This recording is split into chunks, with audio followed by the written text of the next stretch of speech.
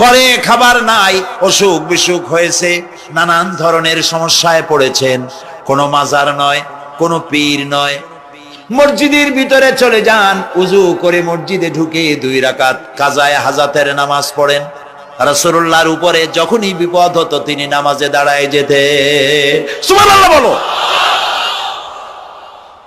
আপনি কেন যাবেন একটা কবরের কাছে?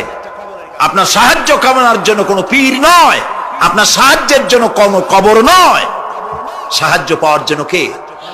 আল্লাহ চান আপনার ঈমানটা খালেস হোক। আল্লাহ তাআলা এটা বরদাস্ত করতে পারেন না যে মানুষ কারো কাছে গিয়া আরেকজনের কাছে গিয়ে নথি স্বীকার করুক। আল্লাহ সহ্য করেন না। ইন্না শিরকা লাযুলমুন আযীম, শিরক হচ্ছে মস্ত বড় জুলম, অত্যাচার। আল্লাহ সব থেকে অপছন্দ করেন কোন গুনাহ বলেন? শিরক। আল্লাহ সহ্যই করেন না। কেন করেন না? একটা যুক্তিতে আসে। যারা বিবাহ করেছেন তাদের স্ত্রী যদি স্বামীর সাথে যে ধরনের হাসি খুশি প্রেমের আদান প্রদান করে, স্বামী ছাড়া যদি আরেকজন পুরুষের সাথে এরকমের ভাব বিনিময় করে, ফোনে কথা বলে, প্রেম করে, খুব সুন্দর করে ভালোবাসা দিয়ে যদি চিঠি লেখে অন্য পুরুষের কাছে অথবা প্রেম নিবেদন করে, তাহলে স্বামীদের অবস্থা কেমন হবে বলেন? এইটার জবাব দিতে যদি দেরি হয় তো খুবই কুলক্ষণ। হ্যাঁ, ভয়ানক হবে, ভয়ানক হয়ে যাবে। নিজের চরিত্র যতই যা হোক, বউর চরিত্র ভালো চাই। আচ্ছা বলেন তো, স্ত্রী আপনার সঙ্গে যেভাবে প্রেমের হাসি হাসে, প্রেম নিবেদন করে, ওই রকম আরেকটা পুরুষের কাছে সাথে করলে আপনার সহ্য হয় না কেন? আপনি স্ত্রীর উপরে আপনার অধিকারটা কতখানি, কি জন্যে? আপনার স্ত্রীর যে হাসি, যে মিষ্টি হাসি, যা আপনার প্রাণ কেড়ে নেয়, ওই হাসিতে আপনার কোনো অবদান আছে বলেন? তার যে টানা টানা চোখ, সুন্দর ভ্রু, মাথায় অনেক লম্বা চুল, শরীরটা সুন্দর, যৌবন, রূপ, এর ভেতরে আপনার কোনো অবদান আছে? হ্যাঁ আছে, একটু তো আছেই। আপনি যে মুখ দিয়ে বউটা হাসে, সেই ঠোঁটে একটু লিপস্টিক লাগাইছেন। যে চোখের জন্য আপনি পাগল, সেই চোখে একটু কাজল লাগাইছেন। শরীরটাকে পেঁচাবার জন্য সুন্দর একটা শাড়ি কিনে দিছেন। একটা শাড়ি দিয়ে, একটু লিপস্টিক কিনে দিয়ে, চুলের একটা ক্লিপ কিনে দিয়ে, একটা ভালো শাড়ি কিনে দিয়া স্ত্রীর উপরে যদি এত অধিকার আছে যে কোনদিন মৃত্যু পর্যন্ত কোন প্রেমের হাসি, ভালোবাসার আদান প্রদান আপনি ছাড়া আর কারো সাথে করতে পারবে না, এইটা যদি আপনার অধিকার এভাবে প্রতিষ্ঠিত হয়, তাহলে এই হাসি যিনি দিলেন, এই দাঁত, এই সুন্দর চোখ, এই রূপ, এই যৌবন যা আল্লাহ তাআলা দিলেন, তার সামনে কোন পীর অথবা কবরের সামনে যদি হাত পাতে আল্লাহ বরদাস্ত করেন না। কথা কি বুঝে আসছে? কথা বুঝে আসছে? আলহামদুলিল্লাহ বলেন। আলহামদুলিল্লাহ। বুঝলেই আমাদের কষ্ট সার্থক। আলহামদুলিল্লাহ বলুন। আমরা যেন আল্লাহরে চিনতে পারি, বুঝতে পারি। আমার বিশ্বাস করুন, কোরআন আমার সামনে, আল্লাহর কসম, কোন জীবিত পীর, কোন মৃত্যু পীর আমার ভাগ্যের ভালো বা মন্দ করার কোন অধিকার রাখে না, রাখে না, রাখে না। কোন পীর ফু দিয়ে আমার ভাগ্যকে ভালো বানাই দিতে পারবে না, পারবে না, এবং আমার একটা চুলও বাঁকাও করতে পারবে না। খাইরিহি ওয়া শাররিহি মিনাল্লাহ তাআলা। আমার ভালো, আমার মন্দ করার একমাত্র মালিক কে? এক আঙ্গুল আকাশের দিকে উঁচু করে চিৎকার দিয়ে বলুন, কে? আবার বলেন, আবার বলেন, আবারও বলুন। হাত নামান। আল্লাহ কবুল করুন, বলেন আমিন। আমার এই বক্তব্য দিয়ে আমি কোন পীরকে অমর্যাদা করছি না। পীর সাহেবদের কাছে পীর কোন শরীয়তের শব্দ নয়। কোরআন এবং হাদিসে কোথাও পীর বলে কোন শব্দ নাই। এটি ফার্সি শব্দ। এই শব্দের অর্থ হলো বৃদ্ধ। তো পীর যদি বৃদ্ধ হয় ভালো কথা, তিনি যদি আলেম হন আরো ভালো কথা। কিন্তু বাপ পীর ছিল, উনিও সেই সুবাদে পীর, ইলেম নাই, তোনার নিজের কাছেই তো টর্চ নাই, আপনাকে অন্ধকারে উনিও ম্যানহোলের মধ্যে পড়বে, আপনারে নিয়ে পড়বে। আলেম হইতে হবে, পীর যদি হয় আলেম হইতে হবে, 1 নম্বর কথা। 2 নম্বর কথা হলো তিনি ব্যবসায়ী হবেন না, ধর্মের নামে তিনি ব্যবসা করবেন না। তিনি মানুষকে হেদায়েতের পথ দেখাবেন, প্রয়োজনে জেলে যাবেন, প্রয়োজনে ফাঁসির মঞ্চে দাঁড়াবেন। তিনি নিজেকেই ইসলামের সব আমি করি, আর ইসলাম কারো কাছে নাই। যারা ইসলাম করলো 70-80 বছর ধরে, রাজনীতির পথ দেখালো, তারা ইসলামের দল না, ওনারটাই ইসলামের দল। এই ধরনের ফাজলামি বক্তব্য থেকে বিরত থাকতে হবে, এই ধরনের বেয়াদবিপূর্ণ বক্তব্য থেকে বিরত থাকতে হবে। আমার দোকানে খাঁটি ঘি পাওয়া যায়, আর কারো দোকানে খাঁটি ঘি পাওয়া যায় না। ইসলাম নিয়ে এই ধরনের মনোপলি বিজনেস করতে দেওয়া হবে না। প্রিয় ভাই সব, আমরা পীর সাহেবদের চিনি। পীর ছিলেন শাহজালাল রহমতুল্লাহ আলাইহি, সুবহানাল্লাহ। যুদ্ধ করা লাগে না, আজান দিয়েছেন, মূর্তির মাথা ভাঙ্গা চুর চুর হয়ে পড়ে গিয়েছে। গৌর গোবিন্দ পলায়া কুল পায় নাই। লোকেরা যায় তার মাজারে গিয়ে গজাল মাছ জিয়ারত করে আসে, কিন্তু তরবারিটা দেখে আসে না। দোধারি তরবারি এখনো আছে, সুবহানাল্লাহ বলেন। পীর ছিলেন হযরতে বাহাউদ্দিন নকশবন্দি, মুজাদ্দিদ আল ফিসানি রহমতুল্লাহ আলাইহি, বড় পীর আব্দুল কাদের জিলানী রহমতুল্লাহ আলাইহি, খাজা মঈনুদ্দিন চিশতি রহমতুল্লাহ আলাইহি, শাহজাহান আলী রহমতুল্লাহ আলাইহি। কত ওলিউল্লাহর মাজার দিয়ে আমার দেশ ভরা, আলহামদুলিল্লাহ কর। আরে একদিকে মানুষকে মুরিদ বানায়া মুরিদের টাকা দিয়ে নিজেদের পকেট ভরেন নাই। ওনারা এরকম করতেন না, এইরকম করতেন। আর রাসূলুল্লাহ বলেছেন এই রকমের হাতের মর্যাদা নাই, এই হাতের মর্যাদা। আমি পীর দেখছিলাম, বাইতুল শরফের পীর হযরত শাহ আব্দুল জব্বার সাহেব, আল্লাহ তাআলা জান্নাতুল ফেরদাউসের মেহমান বানায়নি। এই বাংলাদেশে শত শত মসজিদ, মাদ্রাসার এতিমখানা তৈরি করে গেছেন, সুবহানাল্লাহ। বৃষ্টির মৌসুমে চট্টগ্রামের বাড়ি তার, 14 বছর মাদ্রাসায় ওয়াজিদিয়া চট্টগ্রামে 14 বছর বুখারী শরীফ পড়িয়েছেন। কি মানের আলেম, খালি পীর না। মুরিদরা যত টাকা দিত, এই টাকা দিয়ে বড় বড় মাদ্রাসা মসজিদ করেছেন। আর বৃষ্টির সময় সাথী সঙ্গী নিয়ে বস্তি এলাকায় যেতেন, পলিথিন দিয়া ছাওয়া, বাচ্চা আর তার স্বামী নিয়ে কাতরায় এক কোনায় বসে আছে, খাবার নাই, চাউল নাই, অসুস্থ, তাদের চাউল দিয়ে আসতেন, তাদের রান্না করার শাকসবজি দিয়ে আসতেন, ওষুধ দিয়ে আসতেন, হাড়ি পাতিল দিয়ে আসতেন। বন্যা হলে, তুফান হলে টাকা উজাড় করে যা মুরিদরা দিত সবগুলি উজাড় করে মানুষের খেদমত করতেন, সুবহানাল্লাহ। কাজেই যারা জামায় অনেকগুলো পকেট সমানে নিতে থাকে আর ভরতে থাকে এইভাবে করে, এই ব্যবসায়ীদেরকে পরিত্যাগ করতে হবে। পীর হচ্ছে ওই সমস্ত লোক যারা নাকি ধর্মের নামে ব্যবসা করে না, বরং আল্লাহর দ্বীনকে প্রতিষ্ঠা করার জন্য কথা বলে। প্রিয় ভাই সব, আমাদের জেহেন সাফ করতে হবে, পরিষ্কার করে বুঝতে হবে আমার ভালো আমার মন্দ কে করতে পারেন? আল্লাহ। সম্রাট শাহজাহান নাম শুনেছেন? কোথার বাদশা বলেন? দিল্লির সম্রাট। সম্রাট শাহজাহান পৃথিবী জোড়া নাম তার। কবি বলছেন, শাহনে জাহাं को जिन्हें फख्र से देते थे बाज, वाज कब्र में है सूरह अलहम्दु की मोहताज। যে শাহজাহানকে কর দিয়া ট্যাক্স দিতে পারলে জনগণ নিজেদেরকে গৌরবান্বিত বলে মনে করত, সেই শাহজাহান কবরে শুয়ে আছে, সূরা ফাতিহার মুহতাজ হয়ে আছে, সুবহানাল্লাহ। যদি কেউ আমার কবরের কাছ থেকে হেঁটে যাইতো আর একটু সূরা ইখলাস পড়ে সবরেসানি করতো, আমি কিছু পাইতাম। আহারে, এই এতিম ফকির হয়ে শুয়ে আছে। এক ফকির দিল্লি ঘুরতেছে, একজন বলছে, ভাই তোমারে তো খয়রাত করে দেখতেছি আমি সেই ছোটবেলা থেকে, খালি তুমি খয়রাত করো। একটা জিনিস আপনারা মনে রাখবেন, গরিব, আজকে যারা গরিব পরিশ্রমের মধ্য দিয়ে কালকে তারা ধনী হতে পারে, কিন্তু যারা ভিক্ষুক, যারা ভিক্ষা করে, জিন্দেগিতে কোনোদিন তারা বড় হতে পারবে না। ভিক্ষা করা যাদের অভ্যাস, জীবনেও বাড়ি করতে পারবে না, জীবনেও ধনী হইতে পারবে না, কিন্তু গরিব ধনী হইতে পারবে।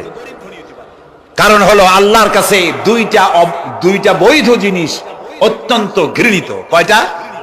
একটা হলো তালাক আর একটা হলো ভিক্ষাবৃত্তি, মানুষের কাছে চাওয়া আল্লাহ পছন্দ করেন না। তো ভিক্ষুক ঘুরতেছে, একটা লোক বলল, মিয়া তোমার তো সারা জীবনই খরচ করতে দেখি। খরচ করবো না, করবো কি? যার কাছে যাই সে দেয় 4 আনা 2 আনা 1 টাকা, এর বেশি তো দেয় না। তেদি আমি কেমনে বড় লোক হব? কয় যে তুমি বাদশারের চোখে দেখো না, বাদশারের চোখে দেখো না। কয় বাদশার কাছে কি আমার মতো লোক যাইতে পারে নাকি? কল না, যাইতে হবে, যাও। বাদশা একবার যাবা, এমন দেওয়া দেবে জীবনে আর তোমার খরচ করা লাগবে না। পাতি শিয়ালের পিছনে ঘুরে তো লাভ নাই। পাতি শিয়ালে খায় মুরগি, তোমার একটা ঠ্যাং দেবে, দাঁতের খেলালের কাজ হবে না। বাঘের পিছনে ঘোরো, বাঘে খায় গরু আর হরিণ, একটা রান দিলে তুমি 1 সপ্তাহ খাইতে পারবে। কাজে ঘুরতে গিয়েও বোঝা উচিত কার সাথে ঘুরি। তো বলছে বাদশার কাছে যাও। তো বাদশারে পাবো কই? কই তো দেখলাম কেবল মসজিদে ঢুকলো। তারপরে ফকির গিয়ে দাঁড়ায় আছে বারান্দায়, দেখে যে উনি বাদশা ভেতরে বসে হাত তুলে আছে ভাবে, আর চোখ দিয়ে পানি পড়ে দাড়ি ভিজে ভিজে পড়তেছে। নামাজ শেষ করে, মোনাজাত শেষ করে বাদশা বেরিয়েছেন। কোন বাদশা? শাহজাহান। বাইরে আসার পর ফকির বলল আসসালামু আলাইকুম, বলে ফকির রওনা করছে। বাদশা বলে দাঁড়াও, তুমি যে রওনা করলা, তোমার তো ভিক্ষুক মনে হয়, আর লোকেরা যারা ভিক্ষুক না তারাও তো আমার কাছে চায়, আর তুমি তো ভিক্ষুক, চাইলে না কেন কিছু? ভিক্ষুক বলে জাহাপানা, আমি কিছু চাইতে এসেছিলাম আপনার কাছে, কিন্তু আপনার করুণ অবস্থা দেখে আমার জ্ঞানের চোখ খুলে গিয়েছে। আমি দেখতে পেলাম আমি যার কাছে চাইতে এসেছি, আমি তো কান্দি না, হাতও পাতি নাই। যার কাছে চাইতে আসতাম দিল্লির সম্রাট, আবার কোন সম্রাটের কাছে হাত পেতে ভিক্ষুকের মতো কি জানি চায়, আর চোখ দিয়া পানি পড়ে দাড়ি ভিজে ভিজে পড়ছে।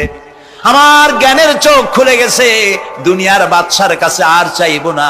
বাদশা কান্দে যে বাদশার কাছে, তার কাছেই চাইবো। প্রিয় ভাই সব, এই জন্যে জিহ্ন সাফ করে ফেলুন। দুনিয়ার কোন মানুষের জন্য, মানুষের কাছে নয়, কোন কবরে নয়, কোন কারো কাছে নয়, আল্লাহ তাআলার কাছেই আমরা নামাজের মধ্যে ঘোষণা করেছি, ইয়্যাকা না'বুদু ওয়া ইয়্যাকা নাস্তাঈন। আল্লাহ তাআলা, তোমার একমাত্র ইবাদত করি, তোমার কাছেই সাহায্য চাই। কাজেই সাহায্য আল্লাহর কাছে। কার কাছে চাইবো বলে? আল্লাহ আমাদের ঈমান পোক্ত করে দিন। আমরা বলি আমিন, আমরা বলি আমিন। অসুখ বিসুখ হইলে পরে ধৈর্য ধরবেন। অনেক মানুষ আছে জ্বর হইলে কয় যে এত নামাজ পড়ি, খালি জ্বর আমারই হয়, এত রোজা রাখি, ভালো ভালো কাম করি, আমার ছেলের অসুখ মোটে সারি। এই জাতীয় কথা বলবেন না। মুমিনের পায়ে যদি কাঁটাও ফোটে, সওয়াব থেকে খালি নাই। ধৈর্য ধরতে হবে। কাঁটা ফুটছে, বলেন ইন্না লিল্লাহ। আজাবান লিল মুমিন, মুমিনের জন্য বড়ই আশ্চর্য ব্যাপার, বিপদ হইলেও শুকর আদায় করে, আর সুখে থাকলেও শুকর আদায় করে। সুবহানাল্লাহ বিহামদি। বিপদ আসলে সে বলে ইন্না লিল্লাহি, বলেন ইন্না লিল্লাহি ওয়া ইন্না ইলাইহি রাজিউন। আর যখন শান্তি আসে বলে আলহামদুলিল্লাহ। দুই অবস্থায় তার জন্য নিয়ামত আল্লাহর তরফ থেকে সে পায়, আলহামদুলিল্লাহ। প্রিয় ভাই সব, তো আল্লাহর উপর ঈমান আনার জন্য কয়টা শর্ত বলছিলাম? এই যে প্যাচ লেগে গেছে, কয় যে 3টা। আল্লাহর উপর ঈমান আনার জন্য শর্ত কয়টা? 4টা। 4টার বলছি কয়টা? 2টা। আরেকটা হচ্ছে আল্লাহর কুদরত, এ বিশ্বাস করা। আল্লাহর কুদরত মানে শক্তি। আল্লাহর কিছু বিশ্বাস করবেন, বলেন জোরে? শক্তি। আকাশ এবং জমিনে শক্তিশালী কে? কিন্তু আমার দেশের জনগণ, কিছু কিছু রাজনীতিবিদরা বলে জনগণই নাকি সকল ক্ষমতার, সকল শক্তির উৎস। কি পাগল! তুমি ক্ষমতার উৎস? নাকের মধ্যে ময়লা, দাঁতে ছাতা, পেটের মধ্যে দুর্গন্ধ ভরা, ক্ষমতার উৎস? আশ্চর্য কথা। এই যে ক্ষমতার উৎস, হাজার হাজার লোক এখানে বসা, 2টা ভাউয়া ব্যাংক যদি 2 কোণা দিয়ে ঢোকে, ভাউয়া ব্যাংক চেনেন? বিগ সাইজের ব্যাংক, 2টা যদি দুই দিক দিয়ে ঢোকে, লাফাইতে লাফাইতে, সামনে যারা আছে এমনি লাফাবে। অন্তত টঙ্গী তামিরুল মিল্লাত মাদ্রাসা ছাড়াইয়া তারপরে ফিরে তাকায় বলবে, ভাই আমরা দৌড়াই কেন? ব্যাংকের সামনে অসহায়, বল্লা ভীমরুলের সামনে অসহায়, সাপের সামনে, বিচ্ছুর সামনে অসহায়, তারা কয় সকল ক্ষমতার উৎস জনগণ। কপাল পোড়া, ক্ষমতার উৎস জনগণ নয়। এটা কোরআনের সাথে কন্ট্রাডিকশন হয়। এ কথায় আল্লাহ বলেছেন আন্নাল কুওয়াতা লিল্লাহি জামিয়া, সকল ক্ষমতার উৎস কে? চিল্লায় বলো।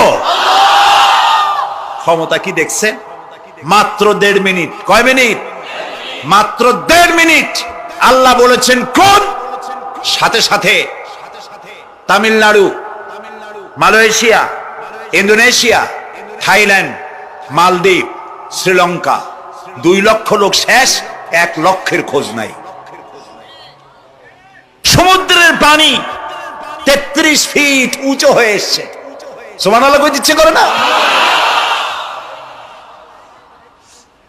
বিজ্ঞানীরা বলেছেন ভারত মহাসাগরের তলদেশে ফাটল ধরেছে, ওর কয়েক কিলোমিটার নিচে ভূমিকম্পের উৎপত্তি হয়েছে। ভারত মহাসাগরের পানি 3 হাত না 4 হাত, কত কিলোমিটার আল্লাহ জানে। এই কয়েক কিলোমিটার নিচে যে মাটি, সেই মাটিরও কয়েক কিলোমিটার নিচে ভূমিকম্পের উৎপত্তি। এখান থেকে ভূমির কম্পন হয়েছে। সেই ভূমিকম্পে সমস্ত মহাসাগরের মধ্যে, ভারত মহাসাগরের মধ্যে জলকম্পন শুরু হয়েছে। পানির কম্পন, মাটির কম্পন একসাথে। 33 ফিট উঁচা, মানে 4 তলা বিল্ডিং এর মতো উঁচু হয়ে আসছে পানি। 4 তলা পরিমাণ উঁচু হয়ে পানি চলে আসছে। বাড়ি গাড়ি সব কিছু খড় কুটার ন্যায় সব উড়িয়ে দিয়েছে। এগুলোরে কপাল পোড়া নাস্তিক যেগুলি, তারা বলে প্রাকৃতিক দুর্যোগ। ওর বাপের মাথা। আচ্ছা, প্রাকৃতিক দুর্যোগ, প্রকৃতি কি? কোন জন্তুর নাম? প্রকৃতি কোন জন্তু জানোয়ারের নাম? প্রকৃতি নিজে চলে না কেউ তাকে চালায়? কে চালায়? কপাল পোড়ারা তা বোঝে না। বিশ্ববিদ্যালয়ের শিক্ষক হয়েছে তো, আল্লাহ দিয়ে আসি কোথায়? তবে সব খারাপ না, ভালো আছে আলহামদুলিল্লাহ। কিছু আছে কপাল পোড়া। বিশেষ করে শান্তিনিকেতনে যারা পড়াশোনা করে আসে, সাহিত্য চর্চা করে, এই সাহিত্য চর্চা করতে করতে এক পর্যায়ে কপাল পুড়ে যায়। আল্লাহরে চিনতে পারে না। সব চেনে, আল্লাহরে চেনে না। আল্লাহ এখন চিনাইতেছে ভালো করে। প্রিয় ভাই, সব কওমে আদ, কওমে সামুদ, এগুলিকে আল্লাহ তারা ধ্বংস করেছেন। কিয়ামতের আগে এই যে 7টা আকাশ, এই আকাশ সম্পর্কে অবিশ্বাসীরা তারা বলেছে আকাশ বলতে কিছুই নেই, এটা নাকি অনেক দূরে, তাই নীলা নীলে দেখা যায়। কি কপাল পোড়া, চিন্তা করো। নীলা নীলা দেখা যায়। এই আকাশ মহাশূন্য। এই আকাশগুলিকে, আকাশ কয়টা? কয়টা স্তর? 7টা। এগুলি কাতাইয়ে সিজিল্লিল কুতুব। কোরআনে কারিমে আল্লাহ তাআলা বলেছেন কিতাবের পৃষ্ঠার মতো কিয়ামতের আগে একটার পর একটা ঠাস ঠাস করে পড়বে, ভেঙে চুরমার হয়ে যাবে। ওয়াইদাল বিহারু ফুজ্জিরাত, আল্লাহ তাআলা বলছেন ইদাস সামাউ ফাতারাত ওয়াইদাল কাওয়াকিবু ইনতাসারাত ওয়াইদাল বিহারু ফুজ্জিরাত। আকাশের তারকাসমূহ বিক্ষিপ্ত হয়ে পড়বে। অসংখ্য তারকারাজি, বিশাল বিশাল তারকা বিক্ষিপ্ত হয়ে পড়বে। চন্দ্র সূর্য একটার সাথে আরেকটা ধাক্কা লেগে চাঁদ আর সূর্য আলো হারিয়ে ফেলবে, একাকার হয়ে যাবে। পাহাড়গুলো উঁচু করে আল্লাহ তাআলা জমিনের উপর আছাড় মারবেন, কালিহিনিল মানফুস, তুলার মতো উড়ে চলে যাবে। সুবহানাল্লাহ বলবা না? কত বড় শক্তি আল্লাহ পাকের। ওয়াইদাল বিহারু ফুজ্জিরাত, সমুদ্র সমূহ বিদীর্ণ হয়ে যাবে। সমুদ্রে যত পানি আছে সমস্ত পানিগুলি নিঃশোষিত হয়ে যাবে মাটির তলায়, এবং সেখানে অগ্নুৎপত্তি হবে।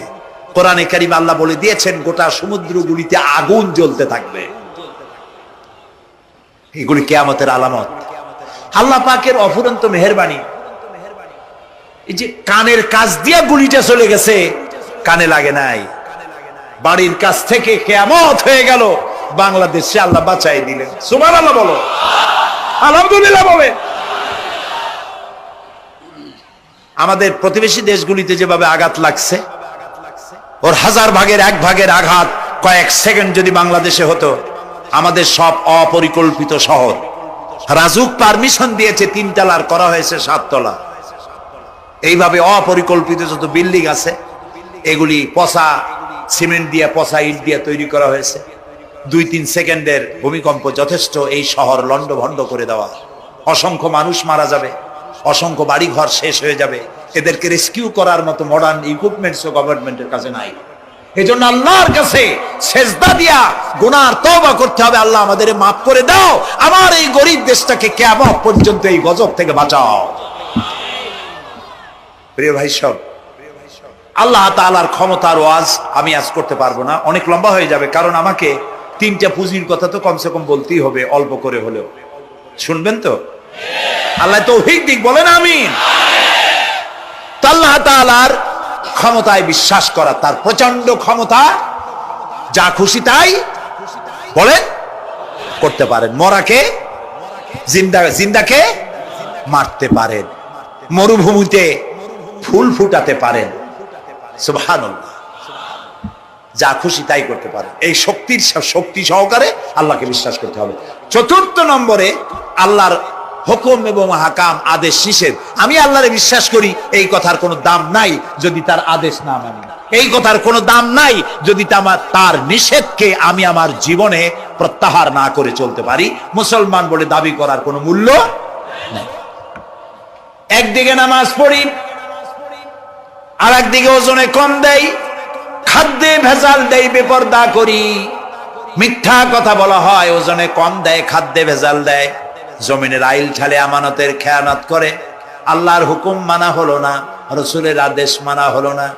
আল্লাহর উপর ঈমান আনার জন্য 4র্থ শর্ত হচ্ছে আল্লাহ যা বলেছেন মাথা নত করে মেনে নিতে হবে, বলতে হবে সামি'না ওয়া আতা'না। বলেন সামি'না ওয়া আতা'না, শুনলাম আর মেনে নিলাম। বলেন তো জোরে, শুনলাম আর মেনে নিলাম। সুবহানাল্লাহ বলেন।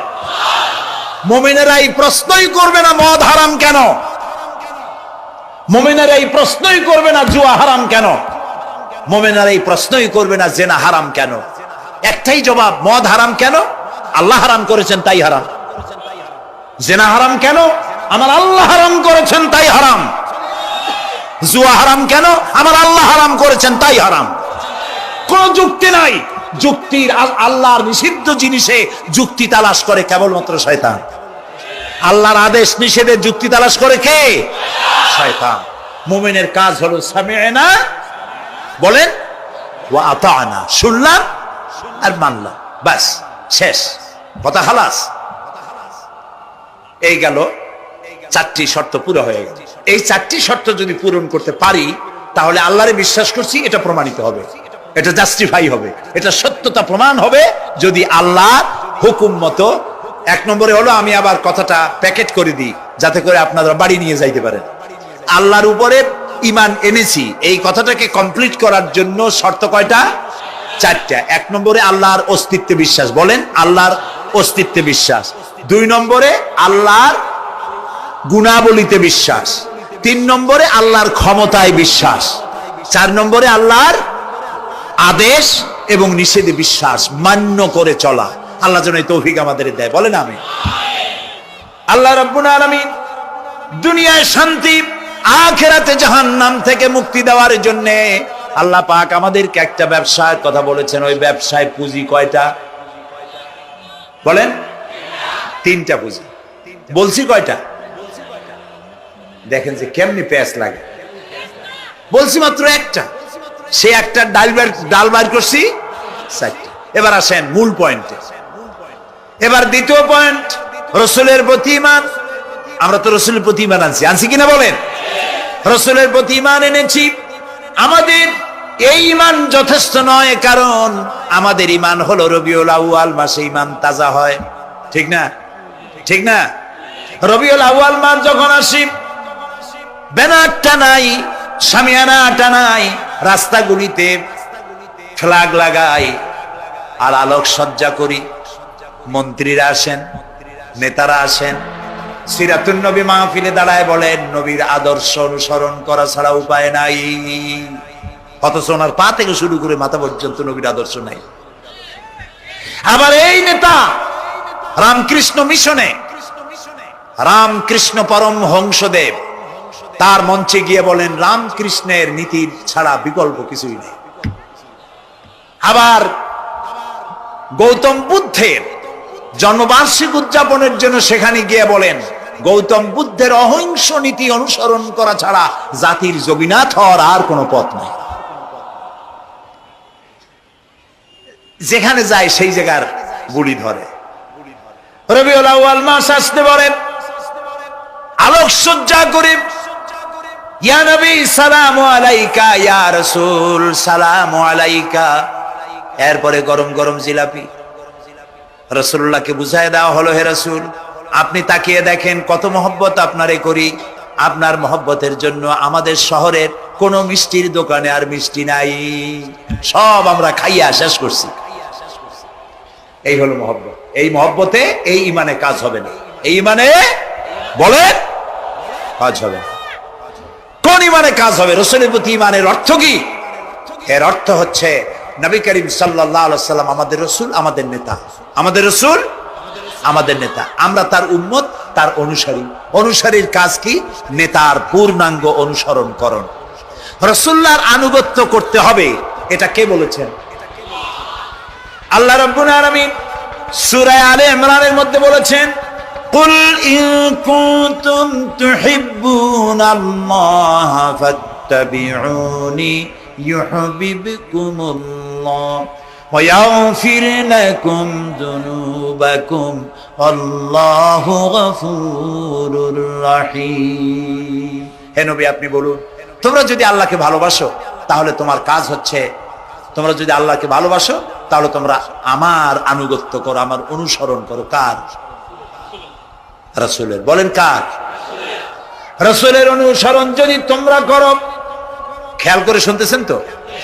আল্লাহ তাআলা বলছেন নবী আপনি বলেন তোমরা যদি আল্লাহকে ভালোবাসো, তোমাদের এই দাবি যদি সত্য হয় তাহলে আমার অনুসরণ করো, আমার আনুগত্য করো। আমার অনুসরণ, আমার আনুগত্য করলে পরে তোমাদের কে আল্লাহ রাব্বুল আলামিন ভালোবাসবেন এবং তোমাদের तमाम জিন্দেগীর সমস্ত গুনাহ খাতা আল্লাহ তাআলা maaf করে দিবে। আমরা কি গুনাহ maaf করাইতে চাই? বলেন চাই? আসুন রাসূলের আনুগত্য করি। রাসূলের আনুগত্য কি রকম? রাসূল যেভাবে মুছ কাটছে আমরা সেইভাবে মুছ কাটবো, তিনি দাড়ি যেভাবে রাখছেন আমরা সেইভাবে রাখবো, তিনি চুল কাটছেন যেভাবে সেইভাবে করব, তিনি পায়ের নখ হাতের নখ যেভাবে কাটছেন সেইভাবে করব, তিনি যেভাবে বিবাহ করেছেন সেই সুন্নত অনুযায়ী বিবাহ, তিনি যেভাবে দেশ চালাইছেন সেইভাবে দেশ চালাবো। রাসূলের অনুসরণের অর্থ শুধু এই নয় যে তিনি যেভাবে সুরমা লাগাইছেন আমি ওইরকম সুরমা দেব, তিনি যেভাবে কদু খাইছে আমিও কদু খাবো, এটা নয়। এটা নয়, শুধু রাসূলের আনুগত্য হবে মুরগির ফার্ম থেকে শুরু করে জাতিসংঘ পর্যন্ত, জীবনের সব ক্ষেত্রে। আর বিশ্বাস করতে হবে তিনি শেষ নবী, তারপরে আর কোন নবী আসবে। আল্লাহ রাব্বুল আলামিন সূরা আহজাবের মধ্যে বলেছেন মা কানা মুহাম্মাদুন আবা আহাদিম মির রিজালিকুম ওয়ালাকির রাসূলুল্লাহি ওয়া খাতামান নাবিয়্যিন। মুহাম্মদ সাল্লাল্লাহু আলাইহি ওয়াসাল্লাম তোমাদের কোন পুরুষদের পিতা নন, তিনি আল্লাহর রাসূল এবং তাকে দিয়ে নবুয়তের মিশনকে খতম করে দেওয়া, কমপ্লিট করে দেওয়া হয়েছে। আর কোন নবী, রাসূলুল্লাহ বলেছেন লা নবিয়্যা বাদি ওয়ালা রাসূল, আমার পরে আর কোন নবী আসবে না, রাসূল আসবে না। কত বুঝে আসছে? আল্লাহর নবীর পরে আর কোন নবী হবে না। আল্লাহর নবী বলেছেন একটি ইমারত তৈরি করে তার ভিতরে একটা ইট যদি খালি থাকে, একটি ইটের জায়গা যদি শূন্য থাকে তাহলে সকলের চোখে ধরা পড়বে। ওই ইটখানা দিলে পরে বিল্ডিংটা কমপ্লিট হয়ে যায়। নবুয়তির যে ইমারত আল্লাহ তৈরি করেছিলেন ওর ভিতরে একটা ইটের অভাব ছিল, আল্লাহ পাক আমাকে দিয়ে সেই শূন্য জায়গা পূরণ করে দিয়ে নবুয়তের মিশনকে কমপ্লিট করে দিয়েছে। রাসূলুল্লাহ বলেছে আমার পরে আর কেউ নবী হবে না। পৃথিবীর সব মুসলমানদের আকীদা মুহাম্মদ সাল্লাল্লাহু আলাইহি সাল্লামের পরে যদি কেউ নবুয়তের দাবি করে সে কাফির, হাজার বার কাফির। তারা যারা তাকে যারা নবী মানবে তারাও। রাসূলুল্লাহ বলেছেন আমার পরে 30 জন মিথ্যেবাদী নবুয়তের দাবি করবে। তার মধ্যে একজন তো দাবি করছে রাসূলের জীবদ্দশায়, একটা ছিল মেয়ে লোক আর একটা ছিল পুরুষ। পুরুষটার নাম ছিল মুসাইলামা কাযযাব, নামই ছিল কাযযাব। কাযযাব মানে মিথ্যাবাদী। দেখছেন অবস্থা, নামই মিথ্যাবাদী। উম্মতেরা কইল যে আপনি তো একজন নবী, আমরা সৌভাগ্য আর দুর্ভাগ্য হোক আপনারা নবী বলে মানলাম। মুহাম্মদ সাল্লাল্লাহু আলাইহি সাল্লামের কাছে প্রায় জিবরাইল আসে আর ওহী আনে, আর আপনি আমাদের কোনো ওহী দিতে পারলেন না পর্যন্ত। কয় যে কেবল না নবী হইলাম, অপেক্ষা করো, ওহী আসবেন। বেশ কিছুদিন যাওয়ার পর খুব চিন্তা ভাবনা করে কয় যে ওহী একটা আসছে। উম্মতেরা সব দৌড়ে আসছে, কি ওহী? কয় যে এইমাত্র শেষ রাত্রে জিবরাইল আসছিল, আইসে আমারে কয়ে গেল একটা সূরা নাজিল করলেন। সূরাটা কি? ইন্না আতাইনাকাল আকাক ফাসাল্লি লিরাব্বিকা ওয়াজআক ইন্না শানিয়াকা হুয়াল আবলাক। উম্মতেরা কয় সর্বনাশ, এই সূরা পড়তে গেলে তো আমরা কাইসা মরে যাব। এর অর্থ তো খুব বিকায়দা। কি কি সূরা নাজিল হইল আপনার উপর? ইন্না আতাইনাকাল আকাক মানে আমি তোমাকে হুতুম পেশা দান করেছি,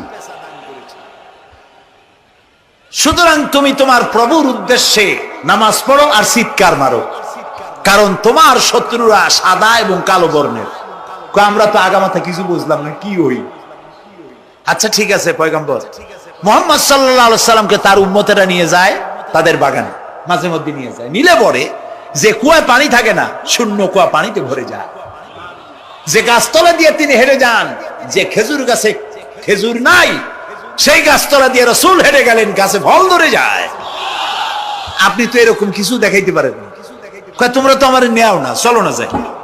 নিয়ে গেছে, যাই দেখে যে কুয়ার পাড় দিয়ে যায়, যে কুয়ায় পানি থাকে তা থাকে শুকায় যায়। যে গাছতলায় দিয়ে যায় ওই গাছে খোরমা থাকলে সাথে সাথে খড়গুলো ঝরে যায়। উম্মতের কয় কি একটা কপাল পড়ো নবী পাইলাম ভাগে। আল্লাহ তারে শেষ করছে দুনিয়া থেকে, জাহান্নামে চলে গেছে। সেই মহিলাটাও গেছে, সেও গেছে। রাসূলুল্লাহ বলেছেন এইরকম 30 জন মিথ্যাবাদী নবুয়তের দাবি করবে কিয়ামতের আগ পর্যন্ত। গোলাম আহমদ কাদিয়ানী, এ হলো ইতিহাসে আমরা যদ্দ পাই তার পর্যন্ত 28 জন হয়েছে। মুহাম্মদ সাল্লাল্লাহু আলাইহি সাল্লামের ইন্তেকালের পর ওকে নিয়ে হয়েছে 28 জন। কয়জন হইল? বাকি আছে কয়জন? তাই বলে কিয়ামত যে এই 2 জন হইলি আগামী বছর বা 5-6 বছরের মধ্যে কিয়ামত হবে ওইটা চিন্তা করেন না। এই পৃথিবীতে একটা লোক আল্লাহ শব্দ উচ্চারণ করার যদি থাকে কিয়ামত সে পর্যন্ত হবে না। সুবহানাল্লাহ। সুতরাং বহুত দেরি আছে কিয়ামতে। তবে ওর মতো আরো শয়তান 2 জন আসবে। গোলাম আহমদ কাদিয়ানী বলল আমি পয়গম্বর, আমি নবী, আমার উপরে ওহী আসে।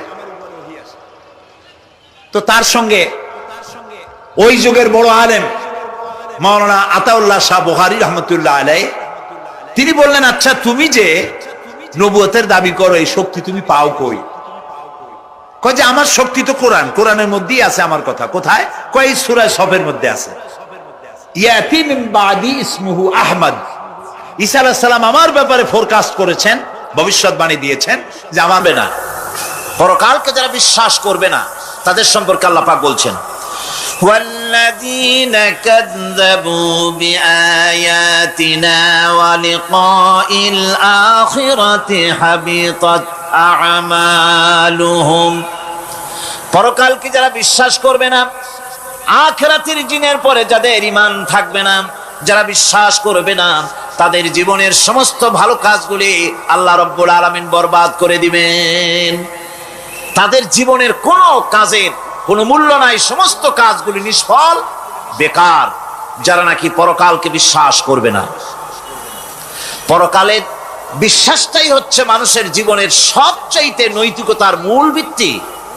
একটা মানুষের চরিত্র ভালো হওয়ার জন্য পরকালের বিশ্বাসটা সবচাইতে বড় জিনিস। মানুষ ভালো মন্দ, পরকালের দরকারটা কি? প্রশ্ন উঠতে পারে, পরকালটা না হলে কি হইতো?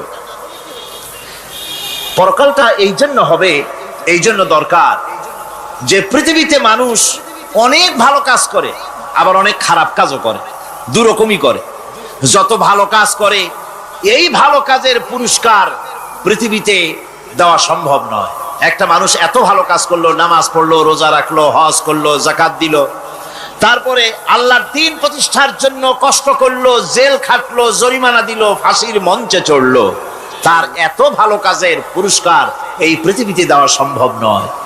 এজন্য এমন একটা সময় দরকার যেখানে এগুলির এই বিরাট একটা লম্বা সময় তাকে পুরস্কার দেওয়া যায়, সেজন্য পরকালের প্রয়োজন।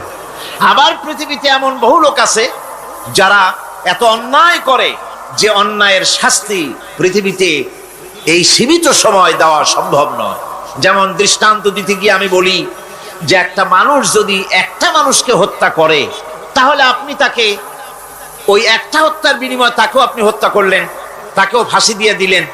কিন্তু একটা মানুষ যদি লক্ষ লক্ষ মানুষ হত্যার কারণ হয়, একটা মানুষ যদি অনেকগুলি মানুষ মারে, তাহলে অনেকগুলি মানুষ মারার শাস্তি তো একটা জীবনের উপরে আপনি দিতে পারেন না। তাকে তো, তার জীবন তো একটাই, তার জীবন কয়টা? একটা গুলি করলেন, ফাঁসিতে দিলেন, তার একটা জীবন গেল। কিন্তু সে তো মেরেছে অনেক, তার কারণে তো লক্ষ লক্ষ মরছে। কাজে এই শাস্তি পৃথিবীতে দেওয়া সম্ভব নয় বলে এমন একটা জায়গা দরকার যেখানে এই ধরনের বড় রকমের শাস্তি, দীর্ঘমেয়াদী শাস্তি দেওয়া যায়, শরীরটাও সেরকমের বানানো যায়, এই ধরনের করে একটি জায়গা দরকার। সেই জায়গার নাম হচ্ছে পরকাল, সেই জায়গাটার নাম হচ্ছে আখিরাত। এজন্য কমন সেন্সের, সাধারণ জ্ঞানের দাবিও পরকাল প্রয়োজন। আর পরকালের ভিত্তিতেই মানুষের চরিত্র গঠন হতে পারে। মনে করেন একজন অফিসার, তিনি জানেন তাকে দেখার কেউ নাই, তার যা খুশি তিনি তা করতে পারেন, তার পেছনে কোনো গোয়েন্দা বিভাগের লোক লাগানো নাই। এই চিন্তা যদি তার থাকে, তাহলে ঘুষের টাকা খাওয়া, স্বজন প্রীতি করা তার জন্য কি অসম্ভব না সম্ভব? খুবই সম্ভব। আর একজন অফিসার, তিনি যদি জানেন যে না, আমাকে দেখার মতো লোক আছে, আমার পেছনে গোয়েন্দা বিভাগের লোকেরা কাজ করতেছে,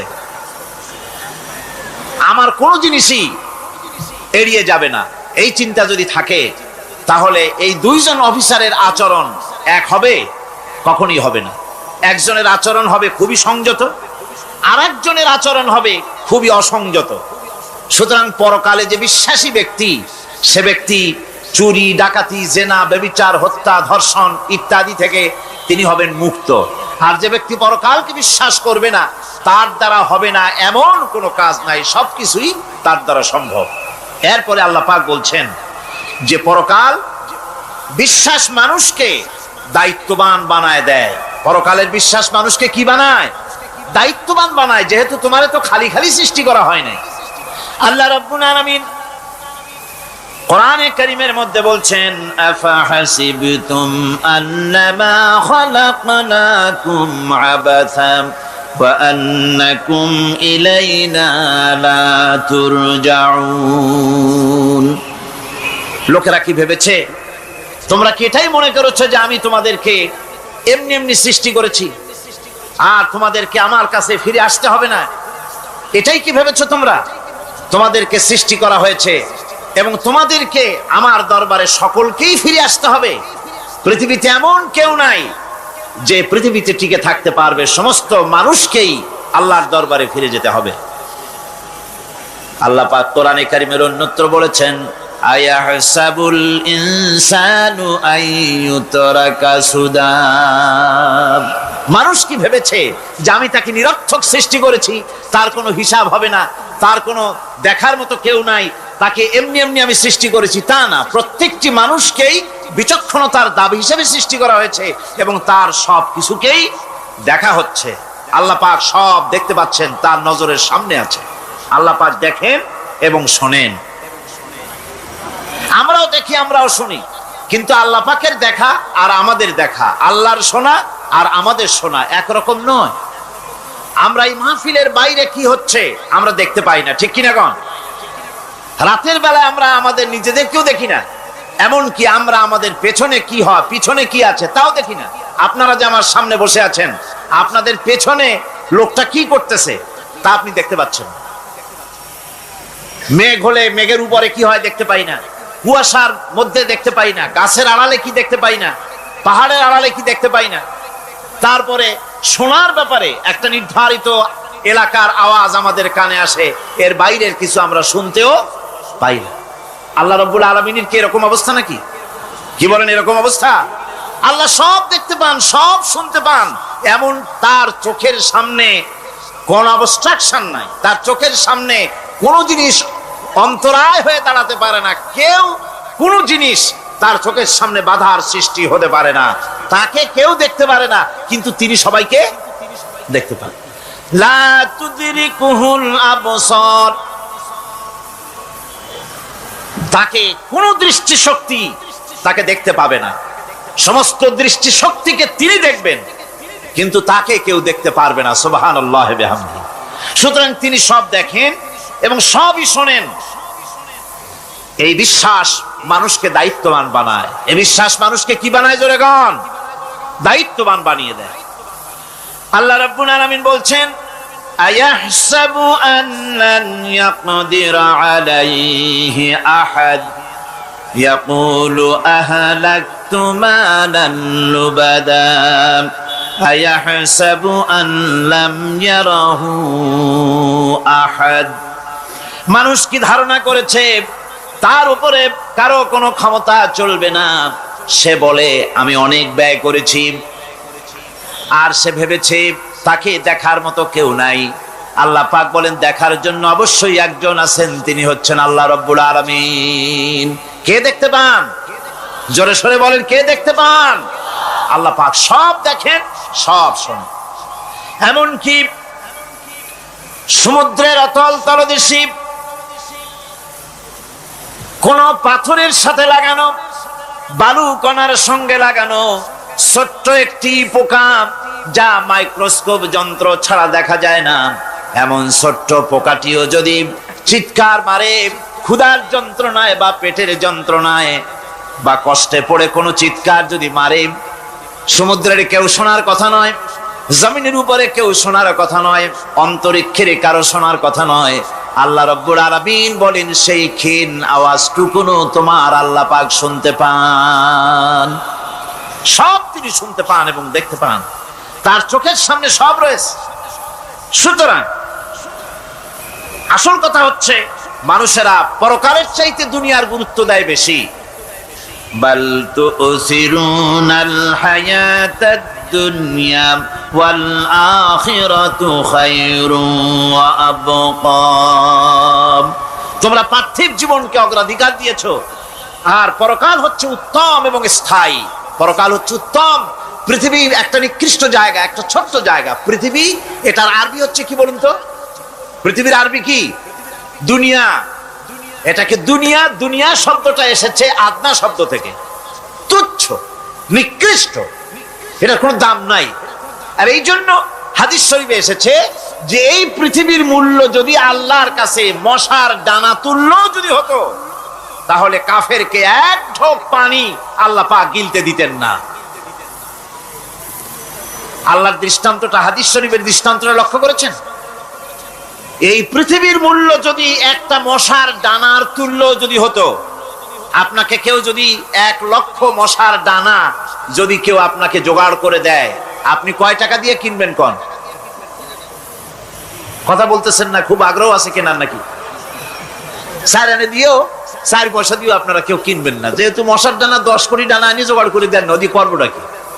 কাজেই দৃষ্টান্তটা লক্ষ্য করুন যে এই পৃথিবীর মূল্য যদি আল্লাহ পাকের কাছে একটা মশার ডানার তুল্য যদি হতো, তাহলে আল্লাহ রাব্বুল আলামিন কাফেরকে এক ঢোক পানি গিলতে দিতেন না। তার মানে এটার কোনো দাম নাই।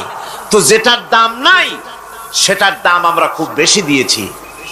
আর পরকাল হচ্ছে স্থায়ী, চিরস্থায়ী জায়গা। সেই চিরস্থায়ী জায়গার আমরা মূল্য দেই নাই। যেমন আমরা দেহের মূল্যটা বেশি দেই, আত্মার মূল্যটা কম দেই। দেহটারে সাজাই বেশি। এই দেহটার জন্য দেখছেন অবস্থা, শীতকালে কত ক্রিম মাখে, পায়ে ভ্যাসলিন মাখে, মুখে ক্রিম মাখে, হাতে জেলি মাখে, তারপরে ঠোঁটে আরো কিছু মাখে, এরপরে এতগুলি মাইখা তারপরে জামা কাপড় সেন্ট আতর কত কিছু সমানে মাখতে থাকে শরীরের জন্য, এত যত্ন। তারপরে ভুরি ভোজন পাইকারি দরে খায়, জনমের মতো খায়, খাওয়ার চোটে পেট যায় একদিক, পাছা যায় আর একদিক। মাথা যায় আর দিক, আস্তে আস্তে দুমবার সাইজ হয়ে যায় মানুষের বডিটা। যেই শরীরটার কোনো দাম নাই, কোনো মূল্য নাই, আপনারা সত্য করে বলেন দামটা কার?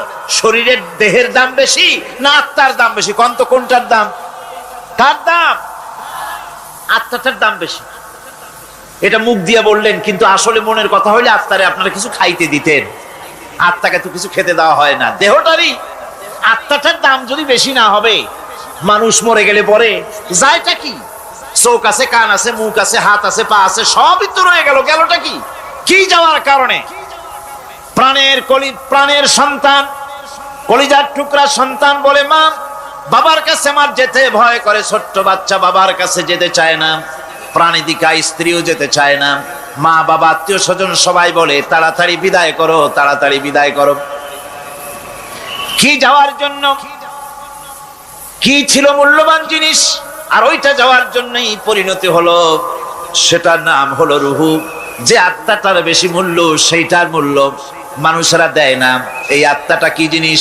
আল্লাহ পাক নবীর কাছে প্রশ্ন করা হয়েছে রূহ সম্পর্কে, আল্লাহ তার জবাব দিয়েছেন, ওয়াইয়াস আদুনাকা আনির রূহ কুলির রূহু মিন আমরি রাব্বি। নবী হে, আপনাকে প্রশ্ন করা হয় রূহ কি জিনিস, আপনি বলুন এটি হচ্ছে আল্লাহর হুকুম। আল্লাহর একটা হুকুম মানুষের ভিতরে কাজ করে। এটা এতই গুরুত্বপূর্ণ, ওটা থাকলে আমরা বাঁচি, ওটা না থাকলে আমরা মরে যাই। এখন যেটার গুরুত্ব বেশি সেটাকে খাইতে দেই না, সেটার জন্য কোনো যত্ন নাই, খোঁজ নাই, খবর নাই।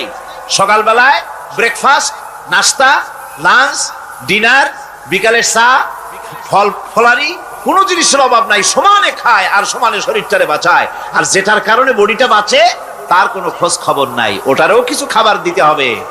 ওটারে কি খাওয়াবেন? ওটাই কি ফুলকপি খাবে? শীতের দিনে লাল শাক খাবে? লট্টা মাছ খাবে নাকি? খাবে না। রূপচান্দাও খাবেন, শীতকালের ভাপা পিঠাও না, ধুপি পিঠা কি কন আপনারা, এগুলোও খাবেন। সুতরাং এই যে শরীর, আপনার আত্মাটা, ওরে খাইতে দিবেন কি?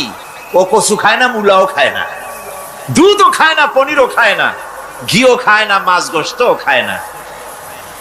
যেহেতু এই আত্মাটা এসেছে রুহের জগৎ থেকে, তাই ওর খাদ্য এই পৃথিবীতে বানানো হয় নাই। দেহ তৈরি হয়েছে মাটি থেকে, মাটির উপাদান দিয়ে, সেজন্য তার খাদ্য বানানো হয়েছে মাটির উপাদান দিয়ে। আর আত্মা যেহেতু এসেছে আল্লাহর কাছের থেকে, রুহের জগৎ থেকে, সেজন্য আল্লাহ রাব্বুল আলামিন আত্মার খাদ্য পাঠিয়েছেন লৌহ মাহফুজ থেকে। খাদ্যের নাম হচ্ছে তেলাওয়াতে কোরআন। তেলাওয়াতে কোরআন। কোরআনে কারীম তেলাওয়াতে আত্মার সমৃদ্ধি হতো। কোরআনে কারীমের তেলাওয়াত, অনুধাবন, এর দ্বারা আত্মার সমৃদ্ধি হতো। যেহেতু কোরআন হচ্ছে রুহের খোরাক, সেই খোরাক দেওয়া হচ্ছে না তাকে। কাজে আমি বলতেছিলাম যে জিনিসের মূল্য বেশি আমরা তার মূল্য দিতে জানি না, যেটার মূল্য কম সেটার মূল্য দেই বেশি। অনুরূপ ভাবে এই পৃথিবীর কোনো দাম নেই, আল্লাহ পাক বলছেন, সেই জিনিসটার মূল্য আমরা বেশি দিলাম, আর পরকালের চিন্তা আমাদের দিল থেকে উবে গেল। এজন্য আল্লাহ রাব্বুল আলামিন বলেন, ইন্নাল্লাযীনা লা ইউমিনুনা বিল আখিরাতি যায়্যান্না লাহুম আ'মালাহুম ফাহুম ইয়ামাহুন। যারা পরকালের প্রতি ঈমান আনে না, পরকালকে যারা বিশ্বাস করে না, তাদের ক্রিয়াকাণ্ডকে তাদের কাছে চিত্তাকর্ষক বানায় দেওয়া হয়। আর এভাবে তারা পথভ্রষ্ট হয়ে যায়। দুনিয়া তাদের কাছে বেশি মজা লাগে, দুনিয়াটা বেশি ভালো লাগে। কয় হুজুর, তাফসীরের মাহফিল ভালো লাগে, আবার যখন কীর্তন শুনতে যাই, সিনেমা দেখতে যাই, তাও খারাপ লাগে না, তাও ভালো লাগে। মিলাদ শরীফও ভালো লাগে, কীর্তনও ভালো লাগে, ওয়াজ মাহফিলও ভালো লাগে, গানও ভালো লাগে, সিনেমাও ভালো লাগে। এই যে দুই জিনিস ভালো লাগে, এটা হলো মুনাফিকি রোগ। এটা কি রোগ বলেন না সবাই? এটা কি রোগ? মুনাফিকি রোগ। ঈমানের স্বাদ যখন নষ্ট হয়, তখন এই অবস্থার সৃষ্টি হয়। বিষাক্ত সাপ যখন মানুষকে দংশন করে, রাতের অন্ধকারে বিষাক্ত সাপে মানুষকে দংশন করেছে, ওঝা আনা হলো। ওঝা এসে সর্বপ্রথম টেস্ট করবে যে সাপটা কি বিষাক্ত না এমনি সাধারণ সাপে তাকে দংশন করেছে। সাপটা কি ধরনের এটা টেস্ট করার জন্য সাপে কাটা রোগীর মুখে ওঝা মুখের মধ্যে খুব ঝাল মরিচ অথবা লবণ এটা দেয়। দিলে পরে সে যদি বলে পানি পানি লাগে, খুব ঝালওয়ালা মরিচ কিন্তু মুখে পানি পানি লাগে, বুঝতে হবে বিষাক্ত সাপে কামড়িয়েছে। আর যদি ঝালকে ঝাল বলে, লবণকে লবণ বলে, তিতকে তিতো বলে, তাহলে বোঝা যাবে বিষাক্ত সাপে কামড়ায় নাই। তো বিষাক্ত সাপের প্রধান আলামত হলো এই, বিষাক্ত সাপে যখন মানুষকে কাটে তখন তার প্রথম বিষক্রিয়া হচ্ছে তার রক্তকে জাম করে দেয় আর জিহ্বার স্বাদকে নষ্ট করে দেয়। এই পৃথিবীতে যত বিষাক্ত সাপ আছে সবচাইতে মারাত্মক আর বিষাক্ত সাপ হচ্ছে শয়তান। সবচাইতে বিষাক্ত সাপ কি? এই শয়তান যাকে ওয়াসওয়াসা দেয়, শয়তান যাকে দংশন করে, শয়তান যারে ফুটবল বানাতে পারে, সর্বপ্রথম তার ইমানের স্বাদ নষ্ট করে দেয়। তখন আখিরাত ভালো লাগে না, তখন মসজিদ ভালো লাগে না, তখন ওয়াজ মাহফিল ভালো লাগে না, তাফসীর মাহফিল ভালো লাগে না, তখন সিনেমা পছন্দ হয়, গান পছন্দ হয়, মেলা পছন্দ হয়, সাংস্কৃতিক অনুষ্ঠান, নাচ, উল্টাপাল্টা কাম, এই সমস্ত পছন্দ হয়। আল্লাহর ইসলাম ভালো লাগে না, পছন্দ হয় না। আল্লাহ পাক বলেন পরকালকে যারা অস্বীকার করে তাদের মনের তাদের জন্য এই দুনিয়াটাকেই তাদের সামনে চিত্তাকর্ষক, তাদের ক্রিয়াকাণ্ডকে চিত্তাকর্ষক করে দেওয়া হয়, আর এর ভেতরেই তারা পড়ে থাকে। ফলে এই সব পরকালে অবিশ্বাসী লোকগুলি অহংকারী হয়। তারা কি হয়? আল্লাহ পাক বলেন فَالَّذِينَ لَا يُؤْمِنُونَ بِالْآخِرَةِ قُلُوبُهُمْ مُنْكِرَةٌ وَهُمْ مُسْتَكْبِرُونَ। পরকালের প্রতি যারা ঈমান আনে না, পরকালকে যারা বিশ্বাস করে না, তাদের মন সত্য কথাকে অস্বীকার করে, আর এই লোকগুলি অহংকারী হয়ে যায়, ধরাকে সরাক জ্ঞান করে। কি হনুরে এই অবস্থার সৃষ্টি হয়ে যায়। সে মনে করে যে পৃথিবী আমার, উলট পালট করে দে মা, লুটে পুটি খাই, পরকালে বিশ্বাস নাই, যা খুশি সে তখন তা করতে থাকে এবং অহংকারী হয়ে যায়। পরকালীন জীবনের অস্বীকৃতি আজকে নতুন কিছু নয়। আজও এক শ্রেণীর লোক আছে যারা বলে পরকাল বলে কিছুই নাই, আল্লাহ সম্পর্কে বলে দেয়ার ইজ নো গড, স্রষ্টা বলতে কিছু নাই, পরকালকেও বিশ্বাস করে না এমন লোক আমাদের দেশে আছে কিনা? কোন জোরে কোন আছে কিনা? যথেষ্ট তৈরি হয়েছে এবং বর্তমান সময় বেশি তৈরি হয়েছে। অতীতের কোন সময় ইসলাম আর মুসলিম সেন্টিমেন্ট এত আহত হয় নাই যত এই কয়েক বছরের মধ্যে হয়েছে, ঠিক কিনা? পরকালকে অস্বীকার করেছে, কোরআন শরীফকে আগাগোড়া সংশোধনের কথা বলেছে, আল্লাহকে মিথ্যাবাদী বলেছে। নাউজুবিল্লাহ পড়েন না কেন? নাউজুবিল্লাহি মিন যালিক। আল্লাহকে মিথ্যাবাদী বলা হয়েছে, কোরআনের সংশোধনের দাবি উঠেছে, মাদ্রাসার ভেতরে ডাকাত দুষ্ট পয়দা হয় বলা হচ্ছে। এভাবে করে তারা আল্লাহকে অস্বীকার করেছে, কোরআনকে অস্বীকার করেছে, পরকালকে অস্বীকার করছে। পরকালকে সেই অতীতের যুগের কাফেররাই অস্বীকার করে নাই, বর্তমান যুগেরও এক শ্রেণীর লোকেরা, তারা আবার মুসলমান নামধারী, নাম মুসলমানি নাম লাগানো আছে, পরকালকে তারা অস্বীকার করছে। এদের ভিত্তি হচ্ছে এই, তারা বলে ইন হিয়া ইল্লা হায়াতুনাদ দুনিয়া ওয়া মা নাহনু বিমাবউসিন। তারা বলে এই দুনিয়ার জীবনটাই একমাত্র জীবন, এই দুনিয়ার জীবনই হলো একমাত্র জীবন, আমরা আর উঠবো না পরকালে, পরকাল বলে কিছুই নাই, পরকাল বলে কোনো জিনিস নাই, আমাদেরকে কিয়ামতে আল্লাহর দরবারে ওঠা লাগবে না। সুতরাং তারা ওমর খৈয়ামের মুরিদ হয়ে যায়। তারা বলতে থাকে এই বেলা ভাই মদ খেয়ে নাও, কাল নিশীতের ভরসা কই, চাঁদনি জাগিবে যুগ যুগ ধরি, আমরা তোমার রবনা সই। যত পারো মদ খাও, নগদ যা পাও হাত পেতে নাও, বাকির খাতায় শূন্য থাক। দূরের বাদ্য কিলাপ শুনে মাঝখানে যে বেজায় ফাঁক। কোথায় কিয়ামত আর কোথায় পরকাল, কোথায় বিচার, কোথায় হাসর, কোথায় সিরাত, কোথায় মিজান, আর মাঝখানের টাটকা সুখগুলো ছাড়িয়ে দেবে একটা কথা, মাঝখানের এই টাটকা সুখগুলি গ্রহণ করো, মজা করো। এই সব শিক্ষা দেওয়া হয় ওই সেকুলার শিক্ষা ব্যবস্থার মাধ্যমে কলেজে এবং বিশ্ববিদ্যালয়গুলিতে, যার কারণে পরকালের বিশ্বাস নাই বলে এমন কোন কাজ নাই যা তারা করতে পারে না। এই মাত্র কয়েক মাস দেড়েক আগে রাজশাহী ইউনিভার্সিটিতে যে কাণ্ডটা ঘটে গেল, মনে আছেন আপনাদের? পত্র পত্রিকায় আপনারা পড়েছেন। এবং আমি রাজশাহীতে গিয়ে সেখানে প্রত্যক্ষদর্শী যারা দেখেছে তাদের মুখে শুনেছি, শিক্ষাবর্ষ সমাপন করেছে যে সব ছাত্র ছাত্রীরা, তারা র্যাগ ডে উদযাপন করছে। র্যাগ ডে উদযাপন যেদিন করবে সেই দিনে তারা উচ্ছৃঙ্খল কাপড় চোপড় পরেছে, ছেলেরা এবং মেয়েরা উভয়। এমন ভাবে কাপড় পরেছে যে কাপড় দ্বারা তারা শরীরের গোপন অঙ্গগুলি দেখা যায়। এরপরে আজে বাজে চিৎকার দিয়েছে, আজে বাজে স্লোগান দিয়েছে, গাধার মতো, কুকুরের মতো, শিয়ালের মতো তারা ডেকেছে। আমি বুঝি না চিন্তাধারা কেমন দেউলিয়া হয়ে গেল। শিক্ষাবর্ষ বিশ্ববিদ্যালয়ের সর্বোচ্চ শিক্ষাঙ্গন থেকে লেখাপড়া শেষ করে বেরোচ্ছে, যাওয়ার সময় তারা বিশ্ববিদ্যালয় থেকে কুকুরের ডাক দিল, শিয়ালের ডাক দিল, ছাগলের ডাক দিল। কি প্রমাণ করতে চাইলো? যে 16 বছর লেখাপড়া করে বিশ্ববিদ্যালয়ের অঙ্গন পেরিয়ে গোটা জাতির জন্য ছাগল হয়ে আমরা আবির্ভূত হচ্ছি, অথবা কুকুর গরুর ভূমিকায় আমরা আবির্ভূত হচ্ছি। নাউযুবিল্লাহি মিন যালিক। এরপরে মিছিল শেষ করলো, সন্ধ্যাবেলায় শুরু হলো সাংস্কৃতিক অনুষ্ঠান। বিদ্যুৎ কর্তৃপক্ষের সঙ্গে বোধহয় লাইন করা ছিল। সন্ধ্যা 7:30টার সময় মঞ্চ তৈরি আছে, গান হচ্ছে, আনন্দ ফুর্তির শেষ নাই। সামনে সব মেয়েরা বসা, যারা দিনের বেলা ওই ধরনের কাপড় চোপড় পরে ছেলেদেরকে উস্কায়েছে, ছেলেগুলিও তাদেরকে উস্কায়েছে। মাঝখানে তারা বসা, চতুর্দিকে ছেলেরা দাঁড়ানো।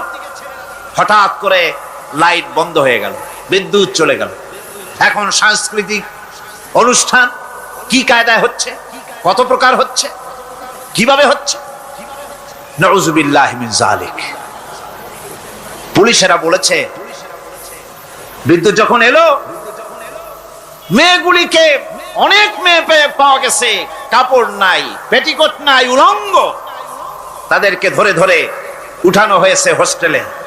পরের দিন সকালবেলায় মাঠ ভর্তি ভাঙা কাচের চুড়ি, ভ্যানিটি ব্যাগ, চশমা, কাপড় চোপড় ছিড়িয়ে ছড়িয়ে চতুর্দিকে পড়ে আছে। এই হলো শিক্ষা। নাউযুবিল্লাহি মিন যালিক।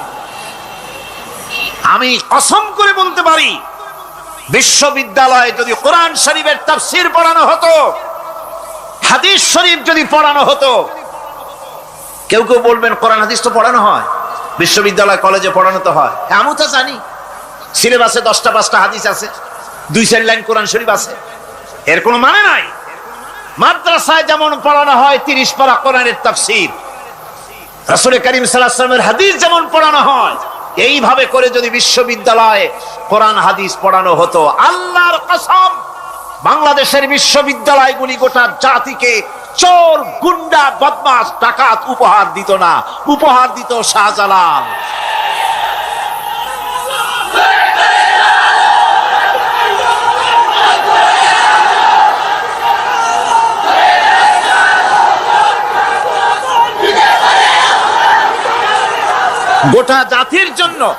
গোটা জাতির জন্য বিশ্ববিদ্যালয় সমূহ উপহার দিতে পারত। উপহার দিত শাহ মখদুম, শাহজালাল, খান জাহান আলী, উপহার দিতে পারত খাজা মঈনুদ্দিন চিশতি, উপহার দিতে পারত খালিদ বিন ওলীদ, উপহার দিত সালাউদ্দিন আইয়ুবী। আল্লাহ পাক তাদের সকলের প্রতি রহম করুন, জোরে কোন আমিন।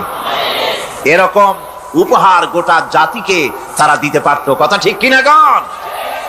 সুতরাং পরকালকে অস্বীকার করাই হচ্ছে এর মূলভূত কারণ। সেকুলার শিক্ষা ব্যবস্থা হচ্ছে এর মূলভূত কারণ।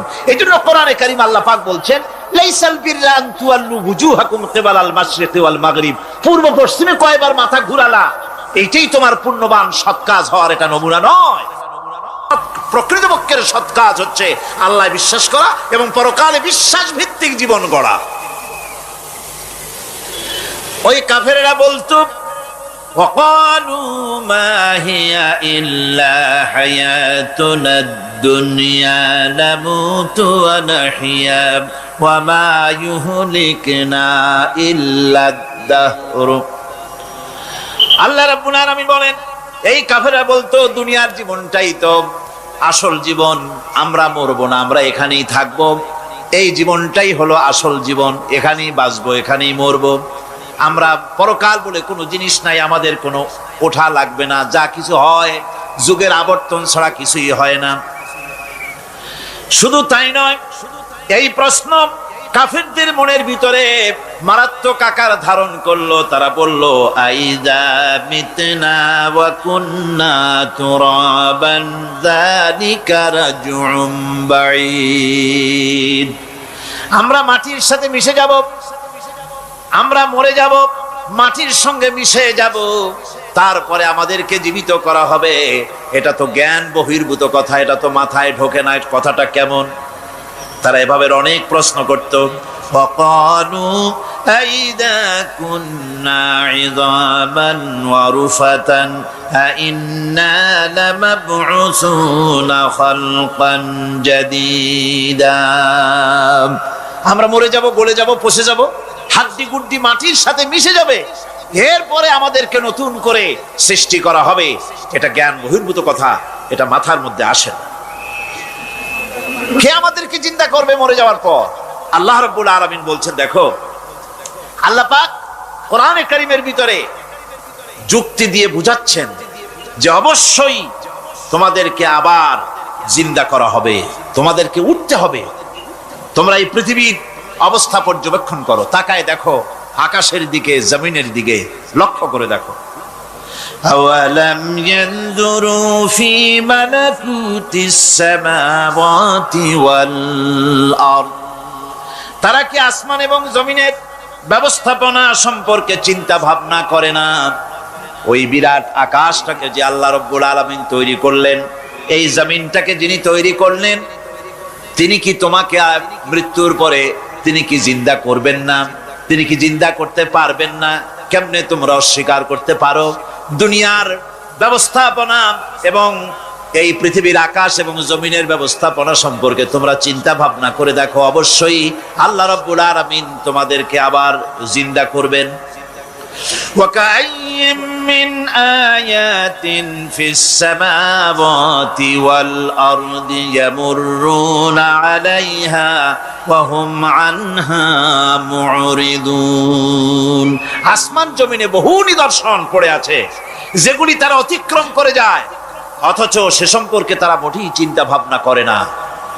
চিন্তার বহু বিষয় আল্লাহ পাক এই পৃথিবীতে রেখেছেন। যারা চিন্তাশীল, যারা জ্ঞানবান, তারা এর দ্বারা বুঝতে পারে।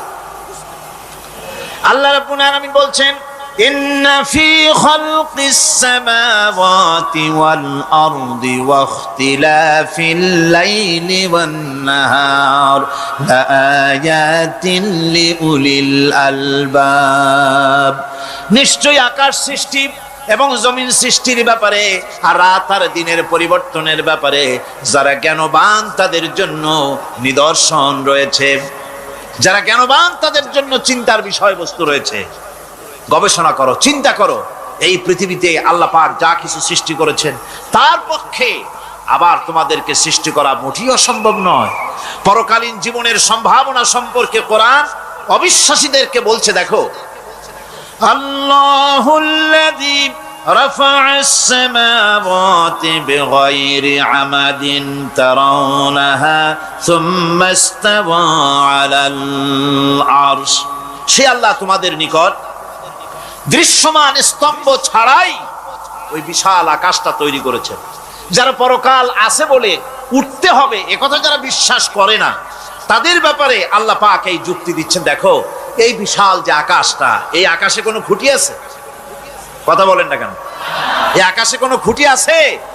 কোন রকমের খুঁটি ছাড়াই ওই বিশাল আকাশটা কে বানিয়েছেন? জোরে চিৎকার দিয়ে বলেন, কে বানাইছেন? এই যে শামিয়ানা, একটা বিশাল প্যান্ডেল, এই প্যান্ডেলে খুঁটি আছে না নাই? শুধু আছে না, একটা দুইটা না, জনমের মতো খুঁটি আছে। চতুর্দিকে তাকায় দেখে কত খুঁটি। এতটুকু একটা শামিয়ানায় শত শত খুঁটি লাগতেছে কাপড়টা ধারণ করবে বলে। কি ধারণ করবে? কাপড়। আর অত বড় বিশাল আকাশ, সেই আকাশটার কোনো খুঁটি আছে? আল্লাহ পাক বলছেন, কোন দৃশ্যমান খুঁটি ছাড়াই এত বড় বিশাল আকাশটা তোমার মাথার উপরে দাঁড়িয়ে আছে এবং আল্লাহ পাক আরশের উপরে দীপ্তমান হয়ে আছেন। এগুলি দেখেও কি তোমার মাথার মধ্যে কোনো চিন্তা আসে না যেটা কি করে সম্ভব হলো? অনেকে তো এমন আছে শিক্ষিত লোক, তারা আবার বলে কি, কয় যে না আকাশ বলে কিছু নাই, ওই অনেক দূরে তো সেই জন্য নীলে নীলে দেখা যায়, আসলে কিছু নাই। আকাশ, কোরআনে কারীমের মধ্যে আকাশ সম্পর্কে যে কথা বলা হয়েছে, বিশাল, যার কোনো কূল নাই কিনারা নাই, মহাশূন্য। আমি সামনে বলবো আকাশ সম্পর্কে কথা আসতেছে। আল্লাহ পাক বলছেন, দেখো ওই বিশাল আকাশটাকে আমি সৃষ্টি করে রেখেছি, কোনো খুঁটি লাগাই নেই। তোমার মতো একটা ছোট্ট মানুষ সৃষ্টি করেছি, মরে যাওয়ার পর মাটির সাথে মিশে যাবা, আবার তোমাকে যে আমি উঠাবো, এ ব্যাপারে তোমার চিন্তার মধ্যে দুর্বলতা আসলো কেন যে সেই আল্লাহ রাব্বুল আলামিন তোমাকে উঠাতে পারবেন না? وسخر الشمس والقمر كل يجري لأجل مسمى। তিনি চন্দ্র সূর্যকে আজ্ঞাবর্তী করেছেন, প্রত্যেকেই তার নির্দিষ্ট সময় সীমা মতো চলাফেরা করতেছে। তুমি তো ছোট একটা মানুষ, অত বড় বিশাল সূর্যটা, বিরাট চন্দ্রটা সব গতিমান, আল্লাহর হুকুমে সব চলাফেরা করতেছে, কথা ঠিক কিনা? এই সবগুলি আল্লাহ রাব্বুল আলামিন দুনিয়ার মানুষের সামনে তুলে ধরেছেন। তাকায় দেখো, নজর করে দেখো, এই সুন্দর করে জমিন ও আসমানকে সৃষ্টি করেছি, চাঁদ সূর্যকে সৃষ্টি করেছি। এবার লক্ষ্য করো, আনতুম আশাদ্দু খালকান আমিস সামাউ বানাহা। তোমাদের সৃষ্টি করা বেশি কঠিন না ওই বিশাল আকাশটাকে তৈরি করা বেশি কঠিন? কোনটা বেশি কঠিন? অত বড় বিশাল আকাশটাকে যিনি সৃষ্টি করলেন, তিনি তোমার মতো মানুষকে সৃষ্টি করতে পারবেন না? বা যিনি একবার বিনা মডেলে তোমাকে তৈরি করলেন, আল্লাহ কি সুন্দর দৃষ্টান্ত দিচ্ছেন, আনতুম আশাদ্দু খালকান আমিস সামাউ বানাহা। তোমারে কঠিন তৈরি করা বেশি কঠিন, ওই বিশাল আকাশটাকে বেশি তৈরি করা বেশি কঠিন? অত বড় বিরাট জিনিসটাই তো আল্লাহ তৈরি করে ফেলেছেন, বিশাল আকাশ, মহাশূন্য। আর সেই মহাশূন্যের তুলনায়, মহাবিশ্বের তুলনায় পৃথিবী কত ছোট। আমাদের সবচাইতে কাছে। বিজ্ঞানীরা হয়রান হয়ে যাচ্ছে আকাশের চিন্তা করে, মহাকাশ চিন্তা করে ক্রমান্বয়ে হয়রান হয়ে যাচ্ছে। আমাদের সবচাইতে নিকটতম যে গ্যালাক্সিটা আছে, এই গ্যালাক্সিটার ব্যাস হচ্ছে, যেটা সবচাইতে ছোট, গরিব গ্যালাক্সি। এটা বিজ্ঞানীরা বলেছে গরিব গ্যালাক্সি, দিনহীন। এই গরিব গ্যালাক্সি যেটা আমাদের সবচাইতে নিকটে, পৃথিবীর সবচাইতে কাছে, এর ব্যাস হচ্ছে, এর পরিধি হচ্ছে 1,00,000 আলোকবর্ষ সমান। 1,00,000 আলোকবর্ষ। প্রতি সেকেন্ডে আলোর গতি কত? 1,86,000 মাইল প্রতি সেকেন্ডে। প্রতি সেকেন্ডে যে আলোর গতি 1,86,000 মাইল, এর মিনিট, এর ঘন্টা, এর সপ্তাহ, এর মাস, এর বছর, এরকম 1,00,000 আলোকবর্ষ হচ্ছে সেই ছায়াপথের ব্যাস, এটার পরিধি। এটা হলো গরিব গ্যালাক্সি। আর এই গ্যালাক্সিতে বাস করে 10,000 কোটি তারকা। বিজ্ঞানীরা বলছেন যে তারকাগুলি সূর্যের চাইতে লক্ষ কোটি গুণে অনেক বড়। সুবহানাল্লাহ। তাহলে মহাকাশ সম্পর্কে চিন্তা করে মানুষ আজ অবাক হয়ে যাচ্ছে, চিন্তা হয়রান হয়ে যাচ্ছে। বার্টন রাসেল তিনি বলেছিলেন, স্রষ্টার স্রষ্টাকে, স্রষ্টার স্রষ্টাকে। এর জবাব আরেকজন বিজ্ঞানী লিখেছেন যে স্রষ্টার স্রষ্টাকে এই চিন্তা তো সৃষ্টিতে করতে পারবে না। স্রষ্টার কোনো স্রষ্টা নাই। পৃথিবীতে যত স্রষ্টা আছে, মাইক যে তৈরি করেছে সেও একজন স্রষ্টা, ঠিক কিনা কোন কথা বোঝেন তো আমার? মাইক যে তৈরি করেছে সেও একটা স্রষ্টা, ওই প্যান্ডেল যে তৈরি করেছে সেও একটা স্রষ্টা, চেয়ার টেবিল যে সৃষ্টি করেছে সেও একটা স্রষ্টা। কিন্তু এরা কেউ পূর্ণাঙ্গ স্রষ্টা নয়, কারণ এই মাইকটা তৈরি করার যত উপাদান, সমস্ত উপাদান আল্লাহ রাব্বুল আলামিনের তৈরি করা। কথা ঠিক কিনা? তুমি শুধু অ্যাসেম্বল করেছো, তুমি শুধু এগুলোকে এক জায়গায় করেছো। তোমার বাপেরও ক্ষমতা নেই লোহা তৈরি করা। পারবা লোহা তৈরি করতে? আরে কথা কন না কেন মিয়া সাহেব? পারবেন লোহা তৈরি করতে? পারবেন একটা বাঁশ বানাইতে? বাঁশ হোক লোহা হোক যা সব বাদ দেন, মাথার একটা চুল বানাইতে পারবেন? পাট দিয়া রং দিয়া পরচুলা বানাইতে পারবেন, কিন্তু চুলের মতো করে একটা চুল বানাইতে পারবেন না। মানুষের শরীরে রক্তের মতো করে এক ফোঁটা রক্ত মানুষের শরীরের বাইরে বানান তো দেখি। তাহলে মানুষের যখন রক্তের প্রয়োজন হয় তখন মানুষের কাছ থেকে রক্ত ধার নেওয়া লাগতো না, ফ্যাক্টরিতে রক্ত তৈরি হয়ে থাকতো, কোনো অসুবিধা হতো না। এক ফোঁটা রক্ত বানানোর শক্তি গোটা পৃথিবী মানুষের না। সুতরাং তোমরা স্রষ্টা হলেও তোমরা হচ্ছ নাকের স্রষ্টা। ধার করো, অন্যের জিনিস ধার করিয়ে বানাও। মুকাম্মাল স্রষ্টা হচ্ছেন কে? আসল স্রষ্টা কে? এরকম বললে হবে না, গায়ের সমস্ত শক্তি দিয়ে বলেন আসল স্রষ্টা কে। ওই বিজ্ঞানী বলছেন যে বার্টন রাসেল বলছে স্রষ্টার স্রষ্টা কে। স্রষ্টার স্রষ্টা তুমি খুঁজে পাবে না, তোমার মাথায় ঢুকবে না। আগে সৃষ্টি চিন্তা করো।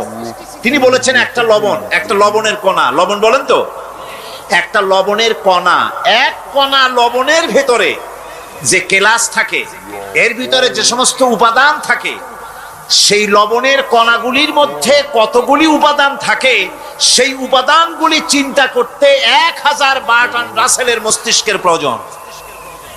তো একটা লবণ কণার ভিতরে কি আছে সেইটাকে উদ্ধার করার জন্য যদি 1000 বার্টন রাসেলের মস্তিষ্ক লাগে, তাহলে গোটা বিশ্ব আকাশ আর জমিন যিনি সৃষ্টি করেছেন তাকে চিন্তা করা কি তোমার মগজে কুলাবে?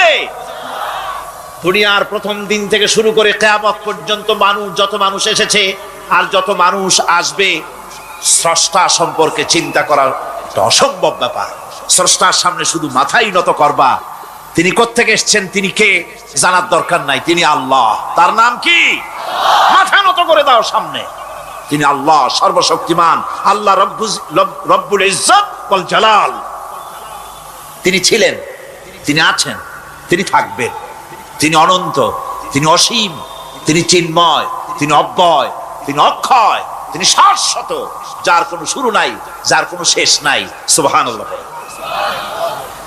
সুতরাং সেই মহান আল্লাহ রাব্বুল আলামিন তিনি বলছেন, বান্দারা তোমারে বানানো কঠিন না ওই বিশাল আকাশটা বানানো কঠিন? অত বড় বিশাল আকাশটাই তো আমি তৈরি করেছি। তোমার মৃত্যুর পরে তোমাকে জিন্দা করা মোটেই কোনো কঠিন ব্যাপার নয়, এটা খুবই সহজ। ভাইরা আমার, আল্লাহ সুবহানাহু ওয়া তাআলা পৃথিবীর মানুষকে এসব দৃষ্টান্ত দিয়ে সুন্দর করে মানুষকে বুঝাচ্ছেন। তিনি মানুষকে পরিষ্কার করে বুঝিয়েছেন। আল্লাহ পাক বলেন, এই পৃথিবীতে এসব প্রশ্নের চূড়ান্ত জবাব দিতে গিয়ে আল্লাহ পাক বলছেন, কুল ইউহিহাল্লাযী আনশাআহা আউওয়ালা মাররা ওয়া হুয়া বিকুল্লি খালকিন আলীম। বলে দাও, তোমাদের মৃত্যুর পরে সেই আল্লাহ রাব্বুল আলামিন তোমাদেরকে জিন্দা করবেন, যিনি তোমাদেরকে প্রথমবারে তৈরি করেছিলেন। প্রথমে যিনি সমস্ত জিনিস সৃষ্টি করেছেন, ওই আল্লাহ রাব্বুল আলামিন তোমাদেরকে আবার জিন্দা করবেন। আর এসব জিনিসকে খেল তামাশার বিষয়বস্তু করে তৈরি করা হয় নাই। সমস্ত জিনিসের পেছনে বিরাট উদ্দেশ্য কাজ করেছে। একটা লক্ষ্য নিয়ে, সামনে নিয়ে, উদ্দেশ্য নিয়ে আল্লাহ তৈরি করেছে। আল্লাহ পাক বলছেন, ওয়ামা খালাকনাস সামাওয়াতি ওয়াল আরদা ওয়ামা বাইনাহুমা লাইবিন। এই পৃথিবীতে আকাশ, ওই বিশাল আকাশ এবং জমিন এবং এর মধ্যস্থিত কোন জিনিসকে আমি খামোখা তৈরি করি নাই, খেল তামাশার বিষয়বস্তু হিসাবে তৈরি করি নাই।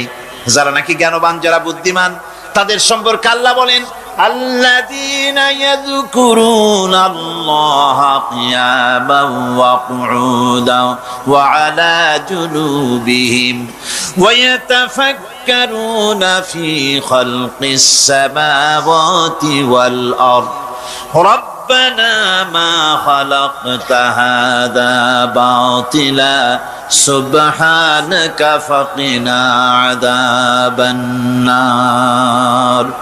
যারা নাকি জ্ঞানবান, যারা চিন্তাশীল, যারা শুধু পাইকারি দরে খায় আর ঘুমায় না, যারা চিন্তা ভাবনা করে, তারা দাঁড়ানো অবস্থায়, বসা অবস্থায়, সব অবস্থায় আকাশ জমিন, রাত দিনের পরিবর্তন, মানব সৃষ্টি, এ সব কিছু চিন্তা গবেষণা করে বলে, রব্বানা মা খালাকতা হাযা বাতিলা, এর কোনো কিছুই তুমি নিরর্থক ভাবে সৃষ্টি করনি, সবগুলোই তুমি বিশেষ উদ্দেশ্য নিয়ে তৈরি করেছো। ফাকিনা আযাবান নার, সুতরাং আমাকে জাহান্নামের আগুন থেকে তুমি রক্ষা করো, আমাকে তুমি রক্ষা করো। আমরা সবাই বলি আমিন। চিন্তাশীল এবং গবেষক যারা, তারা এভাবে চিন্তা ভাবনার মাধ্যমে এ সব কিছু তারা বুঝতে পারে যে এই পৃথিবী খেল তামাশার বিষয় নয়। এই পৃথিবীকে আল্লাহ পাক এমনি এমনি তৈরি করেন নাই, দুনিয়ার মানুষগুলিকেও খামোখা সৃষ্টি করেননি, এর পেছনে বিরাট উদ্দেশ্য কাজ করেছে এবং আমাদের সকলকেই আল্লাহ রাব্বুল আলামিনের কাছে হাজির হতে হবে। সুতরাং এই পৃথিবীতে দুনিয়ার চাইতে অগ্রাধিকার দিতে হবে আখিরাতকে। দুনিয়ার চাইতে অগ্রাধিকার দিতে হবে কোনটাকে বলে? আখিরাতের অগ্রাধিকার দিতে হবে। আল্লাহ পাক বলছেন, ওয়ামা হাদিহিল হায়াতুদ দুনিয়া ইল্লা লাহুন ওয়া লাইবুন ওয়া ইন্নাদ দারাল আখিরাতা লাহিয়াল হায়ানু লাউ কানু ইয়ামালুন। এ দুনিয়া হচ্ছে নিছক খেল তামাশা, এটা আর কিছুই নয়। জীবনের প্রকৃত আবাসস্থল হচ্ছে আখিরাত। এই দুনিয়া একটা মোহ, এই মোহের পেছনে মানুষেরা ঘুরছে, বিবি বাল বাচ্চা এর পেছনে ঘুরছে। অথচ এই বিবি বাল বাচ্চা কিয়ামতের দিন মুসিবত হয়ে দাঁড়াবে মানুষের জন্য। একটা মোহর মধ্যে মানুষ পড়ে আছে, খেল তামাশার ভিতরে পড়ে আছে। আল্লাহ পাক বলছেন, কুল মাতাউদ দুনিয়া কালিলুন ওয়াল আখিরাতু খায়রুল লিমান ইত্তাকা। বলো, দুনিয়ার সমস্ত সম্পদ খুবই নগণ্য, আর যে ব্যক্তি পরকালকে বিশ্বাস করে, পরকালের কামনা করে, সেই খোদাভীরু লোকদের জন্য পরকাল হচ্ছে প্রকৃত আবাসস্থল। সেই জায়গাটাই হলো আসল জায়গা। ওই জায়গার জন্য কিছু তৈরি করতে হবে। কোরআনে কারিমে রব্বুল আলামিন বলছেন, আরাদিতুম বিল হায়াতিদ দুনিয়া মিনাল আখিরাহ ফামা মাতাউদ দুনিয়া ফিল আখিরাতি ইল্লা কালিল। তোমরা কি পরকালের জীবনের বিনিময় এই দুনিয়ার জীবনটাই বেশি পরিতুষ্ট হয়েছে?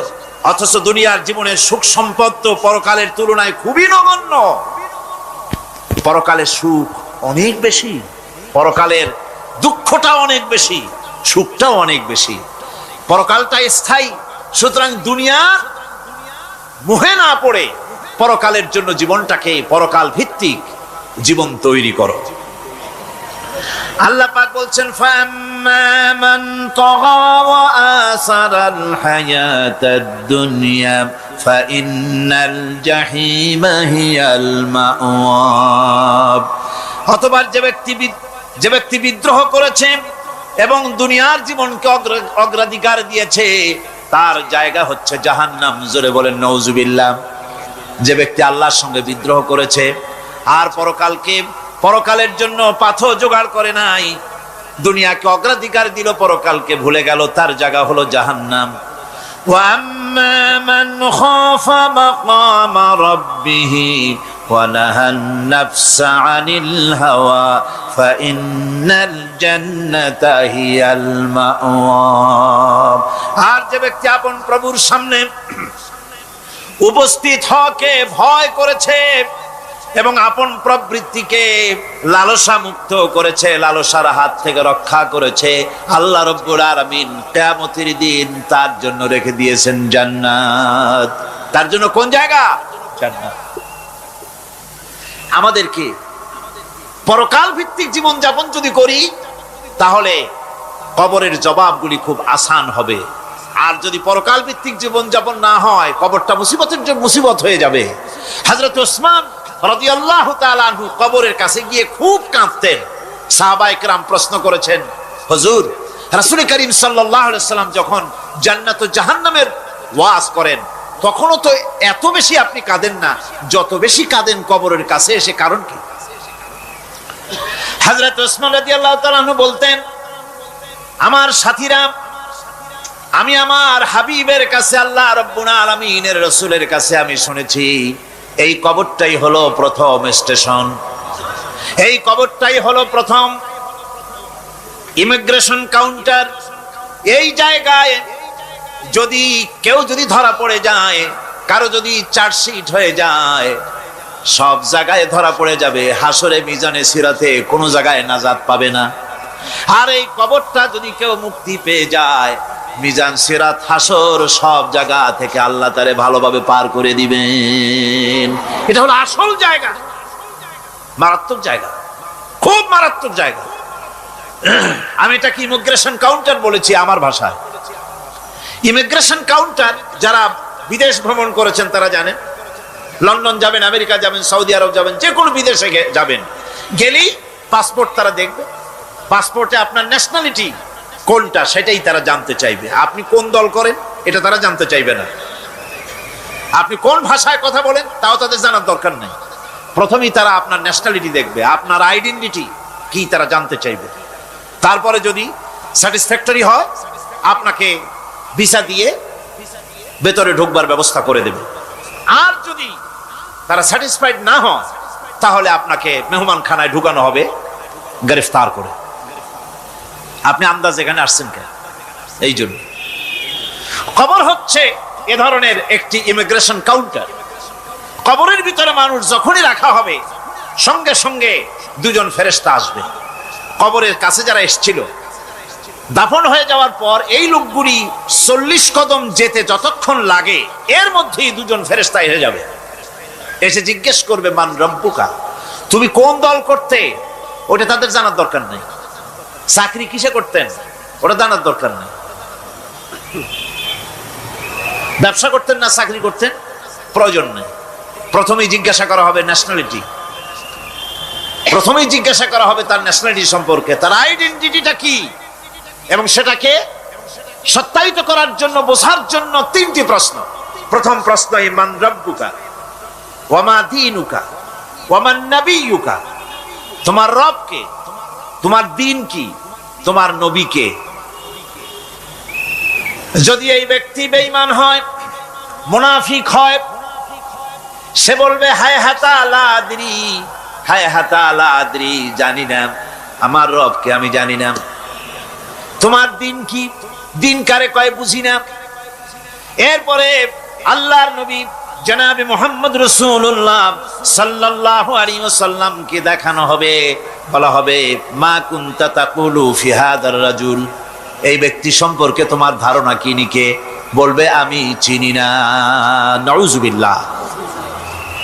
বাস, এরপরে তার যা হবার তাই শুরু হয়ে যাবে।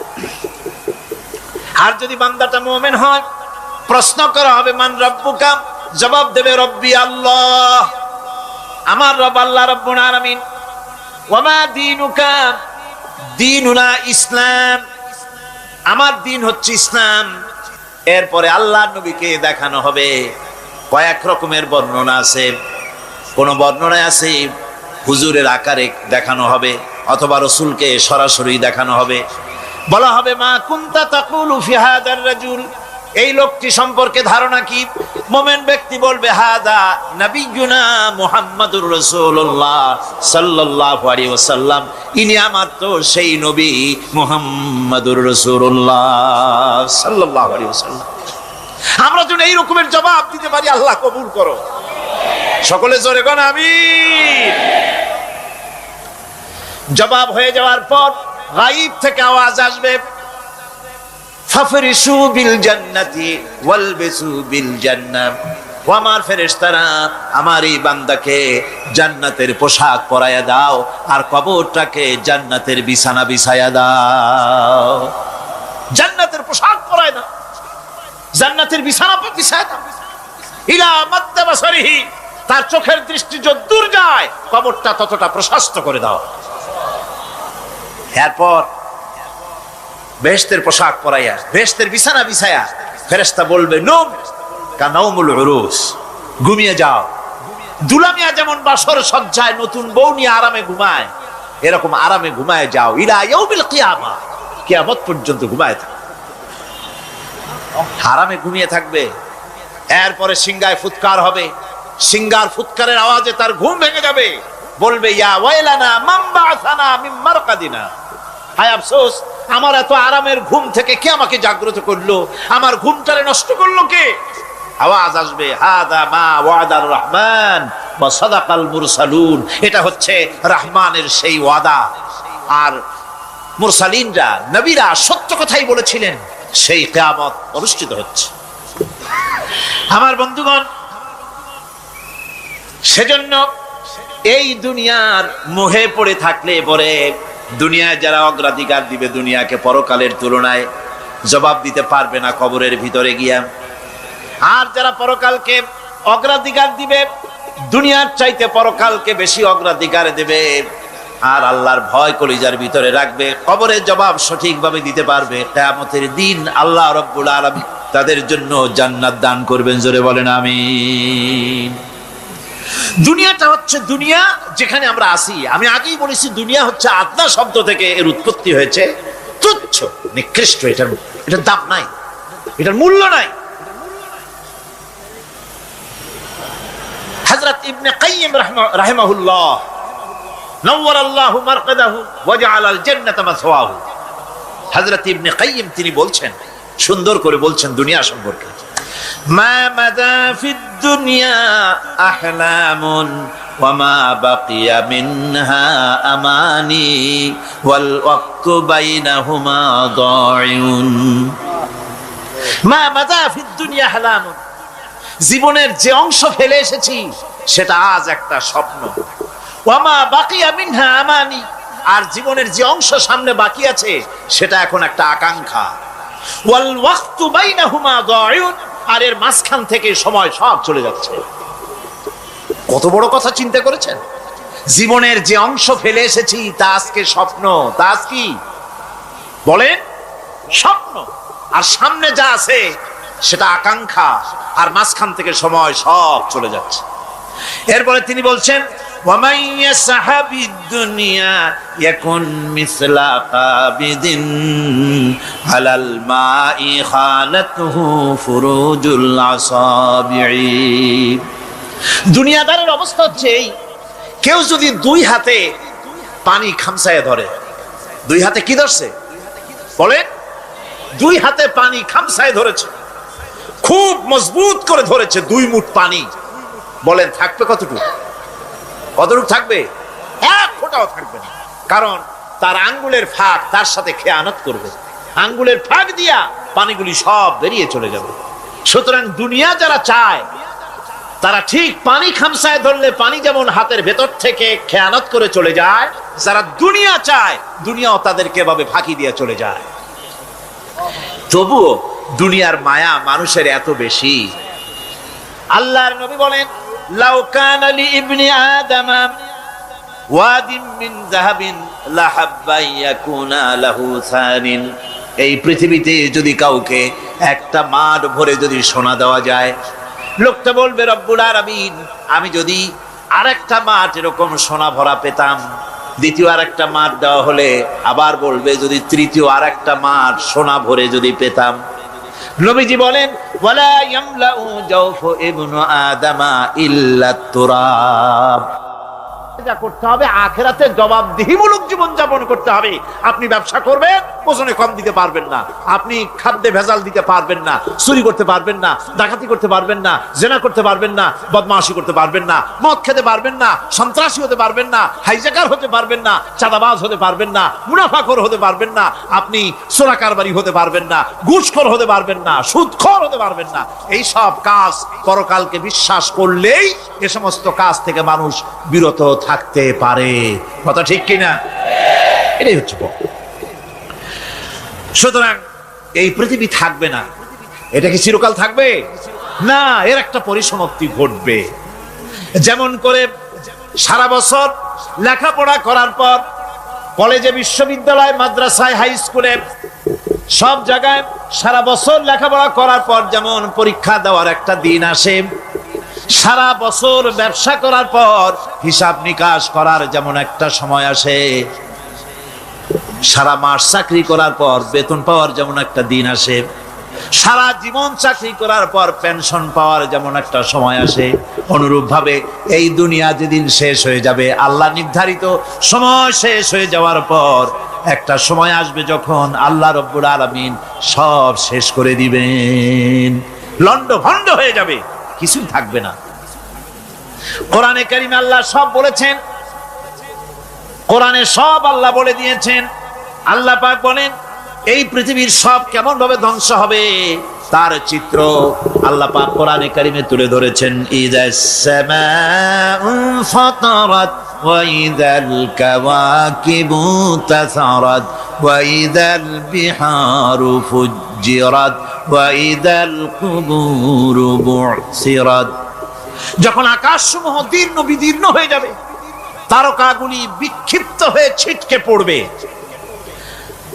আর সমুদ্রগুলি উচ্ছ্বসিত হয়ে পড়বে, কবরগুলি সব তার ভেতরে যা আছে উদ্গীরণ করে দেবে, তারকাগুলি স্থিমিত হয়ে যাবে।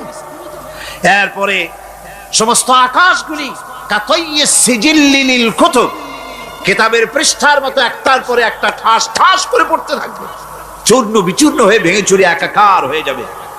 পাহাড়গুলিকে উড়িয়ে দেওয়া হবে, চন্দ্র এবং সূর্য একাকার হয়ে যাবে। আল্লাহ রাব্বুল আলামিন বলেন ফাইদা বারিকাল বাসার ওয়া খাসাফাল কমার ওয়া জুমিআশ শামসু ওয়াল কমার। চক্ষু যখন বিস্ফারিত হয়ে যাবে, চাঁদ যখন তার আলো হারিয়ে ফেলবে, সূর্য যখন তার আলো হারিয়ে ফেলবে, চাঁদ আর সূর্য সব একাকার হয়ে যাবে, সেই সময়ের অবস্থাটা কি চিন্তা করো। মানুষ হয়রান হয়ে দৌড়াদৌড়ি করবে। ওয়াহুমিলাতিল আরদু ওয়াল জিবালু ফাদুক্কাতা দাক্কাতান ওয়াহিদা। জমিন এবং পাহাড়গুলির মধ্যে আল্লাহ রাব্বুল আলামিন সংঘর্ষ বাঁধিয়ে দিবেন, পাহাড়গুলি ভেঙে চুরে টুকরা টুকরা হয়ে যাবে, পাহাড়গুলি উঁচু করে জমিনের উপরে আছাড় মেরে আল্লাহ রাব্বুল আলামিন ভেঙে চুরে চুরমার করে দিবেন। সুবহানাল্লাহ। ওয়া তাকুনুল জিবালু কালইহনিল মানফুস, পাহাড়গুলো পেঁজা ধোনা তুলার মতো করে উড়িয়ে দেওয়া হবে, পাহাড় উড়ে যাবে। সুবহানাল্লাহ পড়ো। পাহাড় পাথরের তৈরি করা পাহাড়, এই পাহাড়গুলি তুলার মতো হয়ে উড়বে কিভাবে? আমি এই দৃশ্য নিজের চোখে কিছুটা হলেও দেখছি। আজ থেকে 10 দিন আগে আমি ইতালি সফর করে এসেছি। ইতালির রাজধানী রোম। রোম প্রাচীন সভ্যতার লালন ভূমি। কোরআনে কারিমে সূরায়ে রোম রয়েছে, এই রোম সেই রোম। এখানের বাদশার কাছে রাসূল করিম সাল্লাল্লাহু আলাইহি সাল্লাম হেরাক্লিয়াসের কাছে চিঠি পাঠিয়েছিলেন, সেই রোম। 12 থেকে 15 হাজারের মতো বাংলাদেশি মুসলমান সেখানে আছে। জুমার দিন, যেদিন আমি গেলাম তার পরের দিনই জুমা ছিল।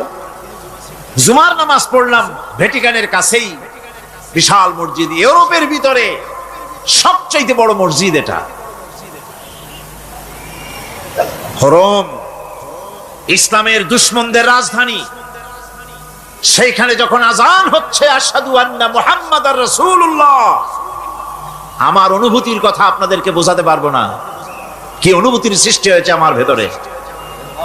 ভ্যাটিকানের পোপ এক পাশে, কিছু দূরেই ভ্যাটিকান, ওটা হচ্ছে গোটা পৃথিবীর সমস্ত খ্রিস্টানদের কাবা, ভ্যাটিকান। তার পাশেই বিশাল মসজিদ, সেখানে নামাজ পড়লাম। চিন্তার ভেতরে আসলো আল্লাহ রাব্বুল আলামিন তার হাবিবের নাম, তার তাওহীদ, তার রিসালাতকে কিভাবে বিশ্বময় ছড়িয়ে দিলেন। আবু জাহেল চাইছিল মুহাম্মদ সাল্লাল্লাহু আলাইহি ওয়াসাল্লামকে স্তব্ধ করে দেবে মক্কার জীবনেই। কত বদনাম, সাহের, কাহেন, কাযযাব, শায়ের, নাউযুবিল্লাহি মিন যালিক, কত গালাগালি করলো। আর আল্লাহ শোনালেন, হাবিব চিন্তার কোনো কারণ নাই, ওয়া রাফা'না লাকা যিকরাক, আমি আপনার প্রশংসা বিশ্বময় ছড়িয়ে দেব। সুবহানাল্লাহি ওয়া বিহামদিহি। রোম প্রোগ্রাম শেষ করে আমাকে তারা নিয়ে গেল, যেটা আমি বলছি সফর কাহিনী শোনাবার সময় এটা না, যেহেতু এর সঙ্গে প্রাসঙ্গিক সেজন্য বলছি। পাহাড় কেমনে তুলার মতো হয়ে উঠবে তার নজির দেখেছি। রোম শহর থেকে 300 মাইল দূরে, 300 কিলোমিটার দূরে নেপোলিয়ান বোনাপার্ট তার বাড়ি, এবং ওটা তার নামই একটা প্রভিন্স। ভূমধ্য সাগরের পারে ভিসুভিয়াস, পৃথিবীর সবচাইতে বড় আগ্নেয়গিরি, সেটা দেখাতে নিয়ে যাওয়া হলো আমাকে। যে পাহাড়টা পৃথিবীর মাটি থেকে তার চূড়া হচ্ছে 3 মাইল উঁচু, এর 2 মাইল গাড়িতে করে ঘুরে ঘুরে যাওয়া যায়, এরপর আর গাড়িতে যাওয়া যায় না, বাকিটুকুন যেতে হবে হেঁটে হেঁটে। পাহাড়ের উপরে অক্সিজেন কম, বেশ কষ্ট হচ্ছিল উঠতে। জীবনে প্রথম পাহাড়ে চড়েছি জাবালে নূর, রাসূল করিম সাল্লাল্লাহু আলাইহি সাল্লামের উপরে যেখানে ওহী হয়েছিল সর্বপ্রথম। পাহাড় চড়ার একটা অভিজ্ঞতা ওখান থেকে আমার কিছুটা হয়েছিল। খুব কষ্ট হলো বাকি 1 মাইল উঠতে।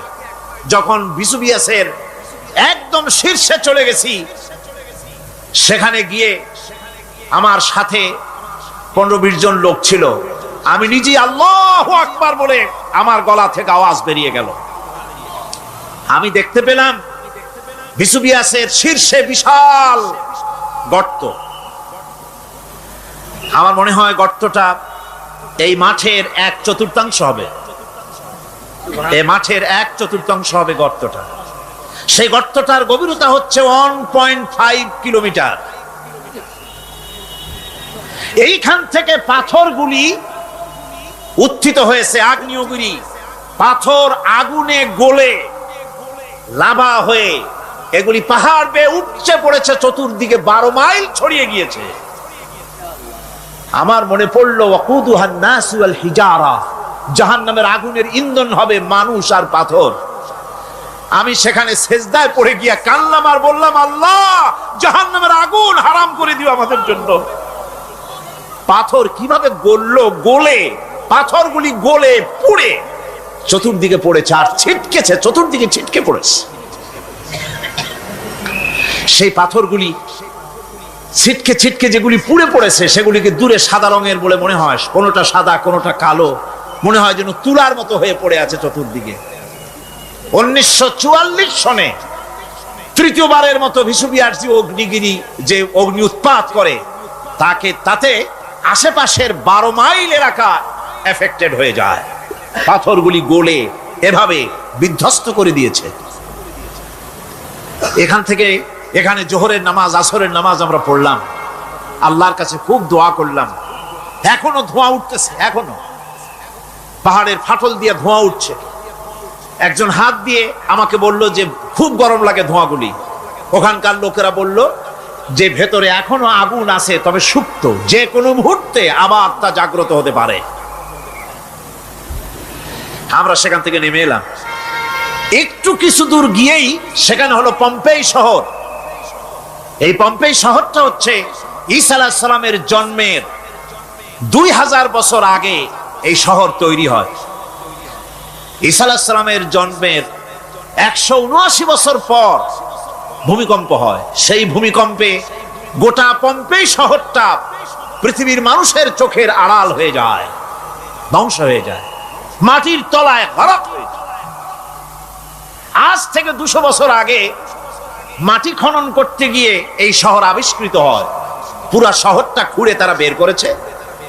180 হেক্টর জমিনের উপরে এই বিশাল শহর। ঘুরে ঘুরে দেখলাম, গাড়ি চলে না সেখানে, পায়ে হেঁটে দেখতে হলো। প্রশস্ত রাস্তা। আজ থেকে 4000 বছর আগের মানুষেরা রাস্তা বানাতে জানতো পাথর দিয়ে, এবং রাস্তার দুধারে তাদের ছিল ফুটপাত, পানির ব্যবস্থা, নগরায়নের সব রকমের সুযোগ সুবিধা। তারপরে সেখানে বিচারালয়, এরপরে দোকানপাট, বাজারঘাট, সবকিছুর ব্যবস্থা রয়েছে। বিশাল বিশাল পাথরগুলি দিয়ে পিলার তৈরি করা। ভাবলাম এই পিলারগুলি, এই পাথরগুলি তারা কিভাবে ক্রেন ছাড়া এত উপরে উঠালো কি করে, আমার মাথায় আসলো না। পাথর কেটে কেটে সুন্দর সুন্দর অঙ্কন শিল্প তারা করেছে। এরপরে ঘুরতে ঘুরতে বাদশার রাজার বাড়িতে গিয়ে ঢুকলাম। সেখানে গিয়ে দেখলাম উলঙ্গ এত মূর্তি পাথরের তৈরি করা। পাথর কেটে কেটে দেওয়ালে যৌন মিলনের এমন কোন অশ্লীল ছবি নাই যা তারা সেখানে তৈরি করে নাই। উলঙ্গ মূর্তি আর উলঙ্গ যৌন মিলনের অসংখ্য ছবি দিয়ে এই এলাকা ভরা। তখন আমি বুঝলাম আল্লাহর গজব হওয়ার কারণটা কি, এই শহরটা মাটির নিচে গরক হয়ে যাওয়ার কারণটা কি। আল্লাহ পাক জেনা ব্যভিচার যে দেশে বেশি হয় আল্লাহ পাক বরদাস্ত করেন না। দুশ্চরিত্র যে দেশের মানুষ দুশ্চরিত্র হয়ে যায়, জেনা ব্যভিচার বেশি হতে থাকে, আল্লাহ গরক করে দেন, গজব দেন। এই গজব এক এক সময় এক এক রকমের হয়ে আসে। কখনো মাটির নিচে দাবায় দেন, কখনো মহামারী, কোন দেশে কলেরা, কোন দেশে জলোচ্ছ্বাস, কোথাও ভূমিকম্প, আর সর্বশেষ এই জেনা ব্যভিচারের জন্য আল্লাহ পাকের চূড়ান্ত এই যৌনতার অশ্লীলতার জন্য চূড়ান্ত গজব বর্তমান বিশ্বের জন্য এইডস। আল্লাহ পাক এই গজব দিয়েছেন। বন্ধুগণ, আমি সেই জায়গা, আমি সেখানে যা দেখলাম যে আল্লাহ পাক পাহাড়গুলিকে কিভাবে উড়াবেন এটা অস্বীকার করার কোনো উপায় নাই। বিশ্বাস তো করতামই, তবে হযরত ইব্রাহিম আলাইহিস সালাম যেমন বলেছিলেন, রব্বি আরিনি কাইফা তুহিল মাউতা, আয় আল্লাহ তুমি মরাকে জিন্দা করবা কেমনে? আল্লাহ পাক বলেন আওয়ালাম তুমিন, তুমি বিশ্বাস করো না? ইব্রাহিম আলাইহিস সালাম বললেন বালা, অবশ্যই বিশ্বাস করি, ওয়ালাকিন লিয়াতমাইন্না কলবি, যদি চোখে দেখতাম তাহলে আমার অন্তরাত্মা খুব ঠান্ডা হতো। আল্লাহ রাব্বুল আলামিন চোখে দেখায় দিলেন জিন্দা কেমনে মুর্দা হবে, মুর্দা কেমনে জিন্দা হবে, আল্লাহ দেখায় দিলেন। পাহাড় উড়ায় দিবেন আল্লাহ রাব্বুল আলামিন। একথা কলিজার মধ্যে এটার উপর ঈমান বিশ্বাস, কিন্তু আল্লাহ চোখে দেখাইছেন, ঈমান আরো মজবুত হয়েছে, যা ছিল আরো মজবুত হয়েছে। সুবহানাল্লাহ। আল্লাহর ভয়তে কলিজা কেঁপেছে। আমি পাহাড়ের উপরে কেঁদেছি, যার যার হয়ে কেঁদেছি। বন্ধুগণ, আল্লাহ সুবহানাহু ওয়া তাআলা এই জন্য বলেছেন কুল সিরু ফিল আরদ, আমার জমিন ঘোরো, ভালো করে দেখো, কাইফা কানা আকিবাতুল মুকাজ্জিবিন, মহা সত্যকে যারা অস্বীকার করেছে তাদের পরিণতি আমি কি করে দিয়েছি, এগুলি চোখে ভালো করে তাকায় দেখো। আমার বন্ধুগণ, সুতরাং এই পৃথিবীর অবসান হবে, এই পৃথিবী ধ্বংস হবে, এই পৃথিবী চূড়ান্ত ভাবে শেষ হয়ে যাবে। ও হ্যাঁ, আরেকটি কথা বলতে হয়, সেটা হচ্ছে যে এই রোম থেকে আরেকটু দূরে 900 মাইল দূরে হচ্ছে সিসিলি। 900 মাইল দূরে, সেখানে এই সিসিলি মুসলমানেরা শাসন করেছিল 350 বছর। সেই সিসিলিতে রয়েছে 360টা মসজিদ মুসলমানদের করা। সমস্ত মসজিদগুলি আজ তালা বন্ধ, একটা মসজিদও খোলা নাই। সেখানকার মুসলমানেরা ওয়াজ শুনতে এসেছিল রোমে। আমি তাদের জন্য পরামর্শ দিয়েছি যে গভর্নমেন্টের কাছে তোমরা দাবি জানাও যে অন্তত একটা মসজিদের দরজা আমাদের জন্য খুলে দাও। রোমের অবস্থানরত প্রবাসী বাংলাদেশি মুসলমানেরা আমাকে বলেছে, তাদের অনেকের বাড়ি চট্টগ্রামেও আছে, আমাকে বলেছে তাদের চোখে পানি আসছে বলার সময় যে চিরামের তাফসীর মাহফিল যখন আসে কলজেটা কাঁদতে থাকে যাওয়ার জন্য। তো যাওয়া তো সম্ভব না এত দূর থেকে, আমাদের সালাম বলে দিবেন যত লোক আসবে, আর আমাদের জন্য দোয়া করতে বলবেন যেন এই রোমের ভিতরে আমরা ইসলামের আদর্শের ভিত্তিতে আমরা যেন চলতে পারি। আপনারা দোয়া করুন তাদের জন্য। ভাইরা আমার, এই পৃথিবী একদিন পরিসমাপ্তি ঘটবে এবং আল্লাহর দরবারে আমাদেরকে উঠতে হবে এবং সেখানে আমাদের বিচার হবে। সেখানে আমাদের কি হবে? বিচার হবে। আল্লাহ পাক বিচারটাকে নির্ভুল করার জন্য, সঠিক করার জন্য প্রত্যেকের গলায় আমলনামা ঝুলায় রাখছেন। এখানে রেকর্ডের ব্যবস্থা করা হয়েছে। আল্লাহ পাক বলছেন ওয়া কুল্লা ইনসানিন আলজামনাহু তাইরাহু ফি উনুকিহি ওয়া নুখরিজু লাহু ইয়াওমাল কিয়ামাতি কিতাবান ইয়ালকাহু মানশুরা। আল্লাহ পাক বলেন প্রত্যেকের ভালো মন্দ কর্মফল, কর্মলিপি আমি তার গলায় ঝুলায় রেখেছি। কিয়ামতের দিন সে নিজের কাছে স্পষ্ট সব দেখতে পারবে, কোনো জিনিস বাদ পড়বে না। তার গলায় তার আমলনামা ঝুলানো আছে, সব রেকর্ড হতেছে। আমরা যা করছি সবগুলি রেকর্ড হয়ে যাচ্ছে। বর্তমান বিজ্ঞানীরা আবিষ্কার করেছে যে মানুষের শরীরের ভিতরে ডিএনএ আছে, রক্তের ভিতরে ডিএনএ, এটা একটা কোড। মানুষের রক্তের ভিতরে ডিএনএ আছে। যেমন তার ব্রেনের ভিতরে কতগুলি কোষ আছে, এক একটা কোষ এক এক ধরনের কাজ করে। অনুরূপ ভাবে তার শরীরের ভিতরে, রক্তের ভিতরে ডিএনএ আছে। এই ডিএনএটা কি? এই ডিএনএটা হচ্ছে, এই ডিএনএ একটা কম্পিউটারের মতো কাজ করতেছে। লোকটা কি করবে, কোথায় যাবে, সে ভালো হবে মন্দ হবে কি হবে, সব তার ডিএনএ এর মধ্যে রেকর্ডকৃত আছে। এটা বোঝার জন্য একটা সুন্দর দৃষ্টান্ত দেওয়া যায়। যেমন এই কাগজটাকে আপনারা মনে করুন একটা গাড়ির একটা ব্লুপ্রিন্ট, একটা গাড়ির ব্লুপ্রিন্ট। এখানে লেখা আছে গাড়ি কিভাবে তৈরি হবে। এই কাগজটা নিয়ে ঘরের মধ্যে রেখে দিলেন। এখন এই কাগজটা থেকেই অটোমেটিক গাড়ির উইন্ডো তৈরি হলো, শিল তৈরি হলো, গাড়ির বডি তৈরি হলো, চেসিস তৈরি হলো, টায়ার তৈরি হলো, ইঞ্জিন তৈরি হলো, ব্যাটারি তৈরি হলো, পেট্রোল নিল, আর কোন রকমের ড্রাইভার ছাড়াই গাড়ি চলতে আরম্ভ করলো। এই কথাটা যদি মনের মাথার মধ্যে আনতে পারেন যে এটা কিভাবে হইতে পারে, এতে লেখা অনুযায়ী যেভাবে হওয়া যদি সম্ভব হয়, অনুরূপ ভাবে মানুষের রক্তের ভিতরে ডিএনএ এর আবিষ্কার করেছে। এর ভিতরে মানুষের ভালো মন্দ, কোথায় যাবে কি করবে, সবকিছু এর মধ্যে রয়েছে। কোরআনে কারিমে আল্লাহ রাব্বুল আলামিন, আমি গত বছরও বলছিলাম যে বিজ্ঞানের আবিষ্কার যত বাড়বে কোরআন বোঝা মানুষের জন্য তত সহজ হবে। কোন সুবহানাল্লাহ। কোরআন বোঝা মানুষের জন্য তত সহজ হবে। সুতরাং মানুষের গলার সাথে আল্লাহ পাক বলছেন যে একটা আমলনামা আমি ঝুলাই দিয়েছি তার গলার সাথে, সে যা করতেছে ওখানে সব লিপিবদ্ধ হচ্ছে, কম্পিউটারাইজড, কম্পিউটারের মতো এগুলি সব গ্রহণ করতেছে। এগুলি কিয়ামতের দিন তার সামনে হাজির করা হবে। কিয়ামতে যখন আমলনামা তার সামনে দিয়ে বলা হবে, ইকরা কিতাবাকা কাফা বিনাফসিকাল ইয়াওমা আলাইকা হাসিবা, তাকে বলা হবে নিজের কর্মলিপি নিজেই পড়ো, আজ তুমি তোমার নিজের হিসাব নিতে যথেষ্ট। বন্ধুগণ, এই মাহফিলে যত লোক আমরা বসে আছি, আমরা আমাদের হিসাব নিতে যথেষ্ট না আরেকজন লাগবে? কোন আমরা যথেষ্ট কিনা? কথা বোঝেন নাই। আমি বলতে চাইছি এটা, আমরা যদি এখন চোখ বুঝে চিন্তা করি যে পিছনের জীবনে কি করেছি, মনে পড়বে নাকি পড়বে না?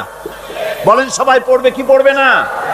ছোটবেলায় কবে পায়ের নিচে কাটা ফুটেছিল, কবে কোথায় আছাড় খেয়েছিলেন, কবে কার বেল, তাল, আম, কাঁচা আম চুরি করে খেতে গিয়ে কিল খেয়েছিলেন, তাড়া খেয়েছিলেন, তাকে এখন মনে নাই?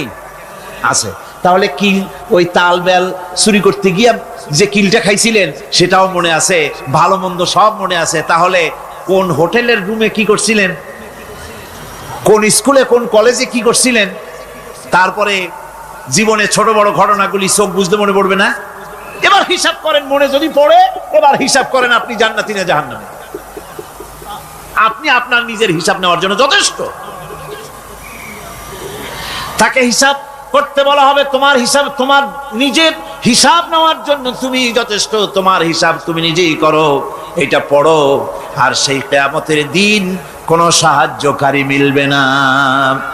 লান তানফাকুম আরহামুকুম ওয়ালা আওলাদুকুম ইয়াউমাল কিয়ামাহ। লান তানফাকুম, কিয়ামতের দিন কোনো ফায়দা হবে না, অবশ্যই কোনো ফায়দা হবে না, কোনো উপকারে আসবে না। কিয়ামতের দিন তোমার সন্তান, তোমার স্ত্রী, তোমার মাল, তোমার সম্পদ কোন উপকারে আসবে না। কিয়ামতের ময়দানে সেদিন সব তোমার সাথে বিচ্ছা করবে, সব পালায় যাবে। সেখানে উৎকোষেরও কোনো কারবার নাই যে ঘুষ টুস দিয়া, ফেরেশতাদের কোনো রকম বুঝবাজ দিয়া, আলাদা কোনো চোরাগলি পথ দিয়া একেবারে ফুট করে ভেসতে চলে যাবেন, এমন কোনো সুযোগ নাই। অনেকে বলে, হুজুর এমন কিছু দোয়া শিখায় দেন যাতে ওই সব জেহাদ, বোমা এগুলি খুব ভয় পাই, ও সব রাস্তা টাস্তা না, খুব সহজে কিছু দোয়া দুরূদ করিয়া আস্তে করে জান্নাতে চলে যাওয়া যায়, এরকম একটা দোয়া, এরকম একটা পথ বলে দেন। আমি বলি, ভাই এরকমের কোন চোরাগলি আমার রাসূল আবিষ্কার করতে পারেন নাই। আল্লাহর পয়গম্বরের ওই ধরনের কোন পথ আবিষ্কার করতে পারেন নাই। সেখানে কিয়ামতের দিন কাউকে উৎকোষ গ্রহণ করার কেউ নাই, উৎকোষ দেওয়া যাবে না। আর উৎকোষ দিবি না কি? আপনার কাছে কিছু নাইও, থাকলেও নেওয়ার কেউ নাই। এই দুনিয়ায় ফাঁকিবাজি করে বহুত কিছু করা যায়, কিন্তু কিয়ামতের মাঠে এগুলি কিছুই চলবে না। আল-ইয়াওমা লা ইয়ানফা'ু মালুন ওয়ালা বানুন, কিয়ামতের দিন ধন, সন্তান, সন্ততি আর সম্পদ কোনো কাজে লাগবে না। সেদিন শুধু আমল আমল যদি ভালো হয় কাজে লাগবে, আমল খারাপ হবে সব শেষ হয়ে যাবে। আল্লাহ রাব্বুল আলামিন নবীজিকে ডেকে বলেছেন, নবী আপনি বলেন, কুল মা কুনতু বিদআম মিনার রাসূল, আপনি বলুন আমি কোন নতুন রাসূল নই, আমার আগে অনেক নবী রাসূল পৃথিবীতে এসেছেন, তারা বিদায় হয়ে গেছেন। আমি জানি না কিয়ামতের দিন আল্লাহ রাব্বুল আলামিন আমার সাথে কি ব্যবহার করবেন, আর আমি এও জানি না যে কিয়ামতের দিন আল্লাহ পাক তোমাদের সাথে কি ব্যবহার করবেন। এই আয়াত নাযিল হওয়ার পর আল্লাহর হাবিব তার মেয়েকে ডাকলেন, জামাইকে ডাকলেন, নাতিদেরকে ডাকলেন, আহলে বাইতদেরকে ডাকলেন, আর বললেন, ও আমার মেয়ে কলিজার টুকরা ফাতেমা গো শোনো, কেবলমাত্র আয়াত নাজিল হয়ে গেল, আল্লাহ পাক আমাকে শোনাচ্ছেন কিয়ামতের দিন আমি জানি না আমার সঙ্গে কি ব্যবহার করা হবে, আর এও জানি না যে তোমাদের সাথে কি ব্যবহার করা হবে। ও আমার কলিজার টুকরা মেয়ে ফাতেমা, কিয়ামতের দিন মুহাম্মদ সাল্লাল্লাহু আলাইহি সাল্লামের মেয়ে এই হিসাবে তোমার নাজাতের ফয়সালা হবে না। ও আমার কলিজার টুকরা নাতি হাসান আর হোসেন, কিয়ামতের দিন মুহাম্মদ সাল্লাল্লাহু আলাইহি সাল্লামের নাতি হিসাবে ফয়সালা হবে না। ও আমার জামাই হযরতে আলী, কিয়ামতের দিন আমার জামাই হিসাবে নাজাতের ফয়সালা হবে না। আমল যদি ভালো হয় ফয়সালা ভালো হবে, জান্নাতে চলে যাবে। আমল যদি খারাপ হয় কার নাতি কার জামাই দেখা হবে না।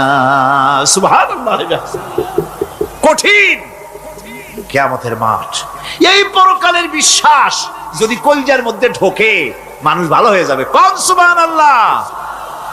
আপনারা কোন মানুষের চরিত্র ভালো কি পুলিশে বানাইতে পারবে? আপনাদের দৃষ্টিতে পারবে? কথার জবাব যে দিলেন না, পুলিশে কি মানুষের চরিত্র ভালো বানাইতে পারবে? পুলিশের চরিত্র ভালো বানাবে কেনা, সেটাই তো কথা। মানুষের চরিত্র যাতে ভালো থাকে, মানুষের জন্য খারাপ কাম না করে, সেজন্য পুলিশ। পুলিশ যাতে খারাপ কাম না করে সেজন্য আরো একটা ডিপার্টমেন্ট আছে না, তারা যাতে খারাপ কাজ না করে সেজন্য আর একটা আছে। এন্টি করাপশনের আবার এন্টি করাপশন আছে, তার উপর আবার এন্টি করাপশন আছে। এন্টিটার অভাব নাই। সুতরাং পুলিশ দিয়া, বিডিআর দিয়া, আর্মি দিয়া মানুষের, দেশের, জাতির চরিত্র ভালো বানানো যায় না। রাসূলুল্লাহ এ দিয়া বানান না, এটা ইসলামের নিয়ম নয়। পুলিশ দিয়া, আর্মি দিয়া দেশের মানুষের চরিত্র ভালো বানানো যায় না। চরিত্র ভালো বানানো যায় কেবলমাত্র পরকাল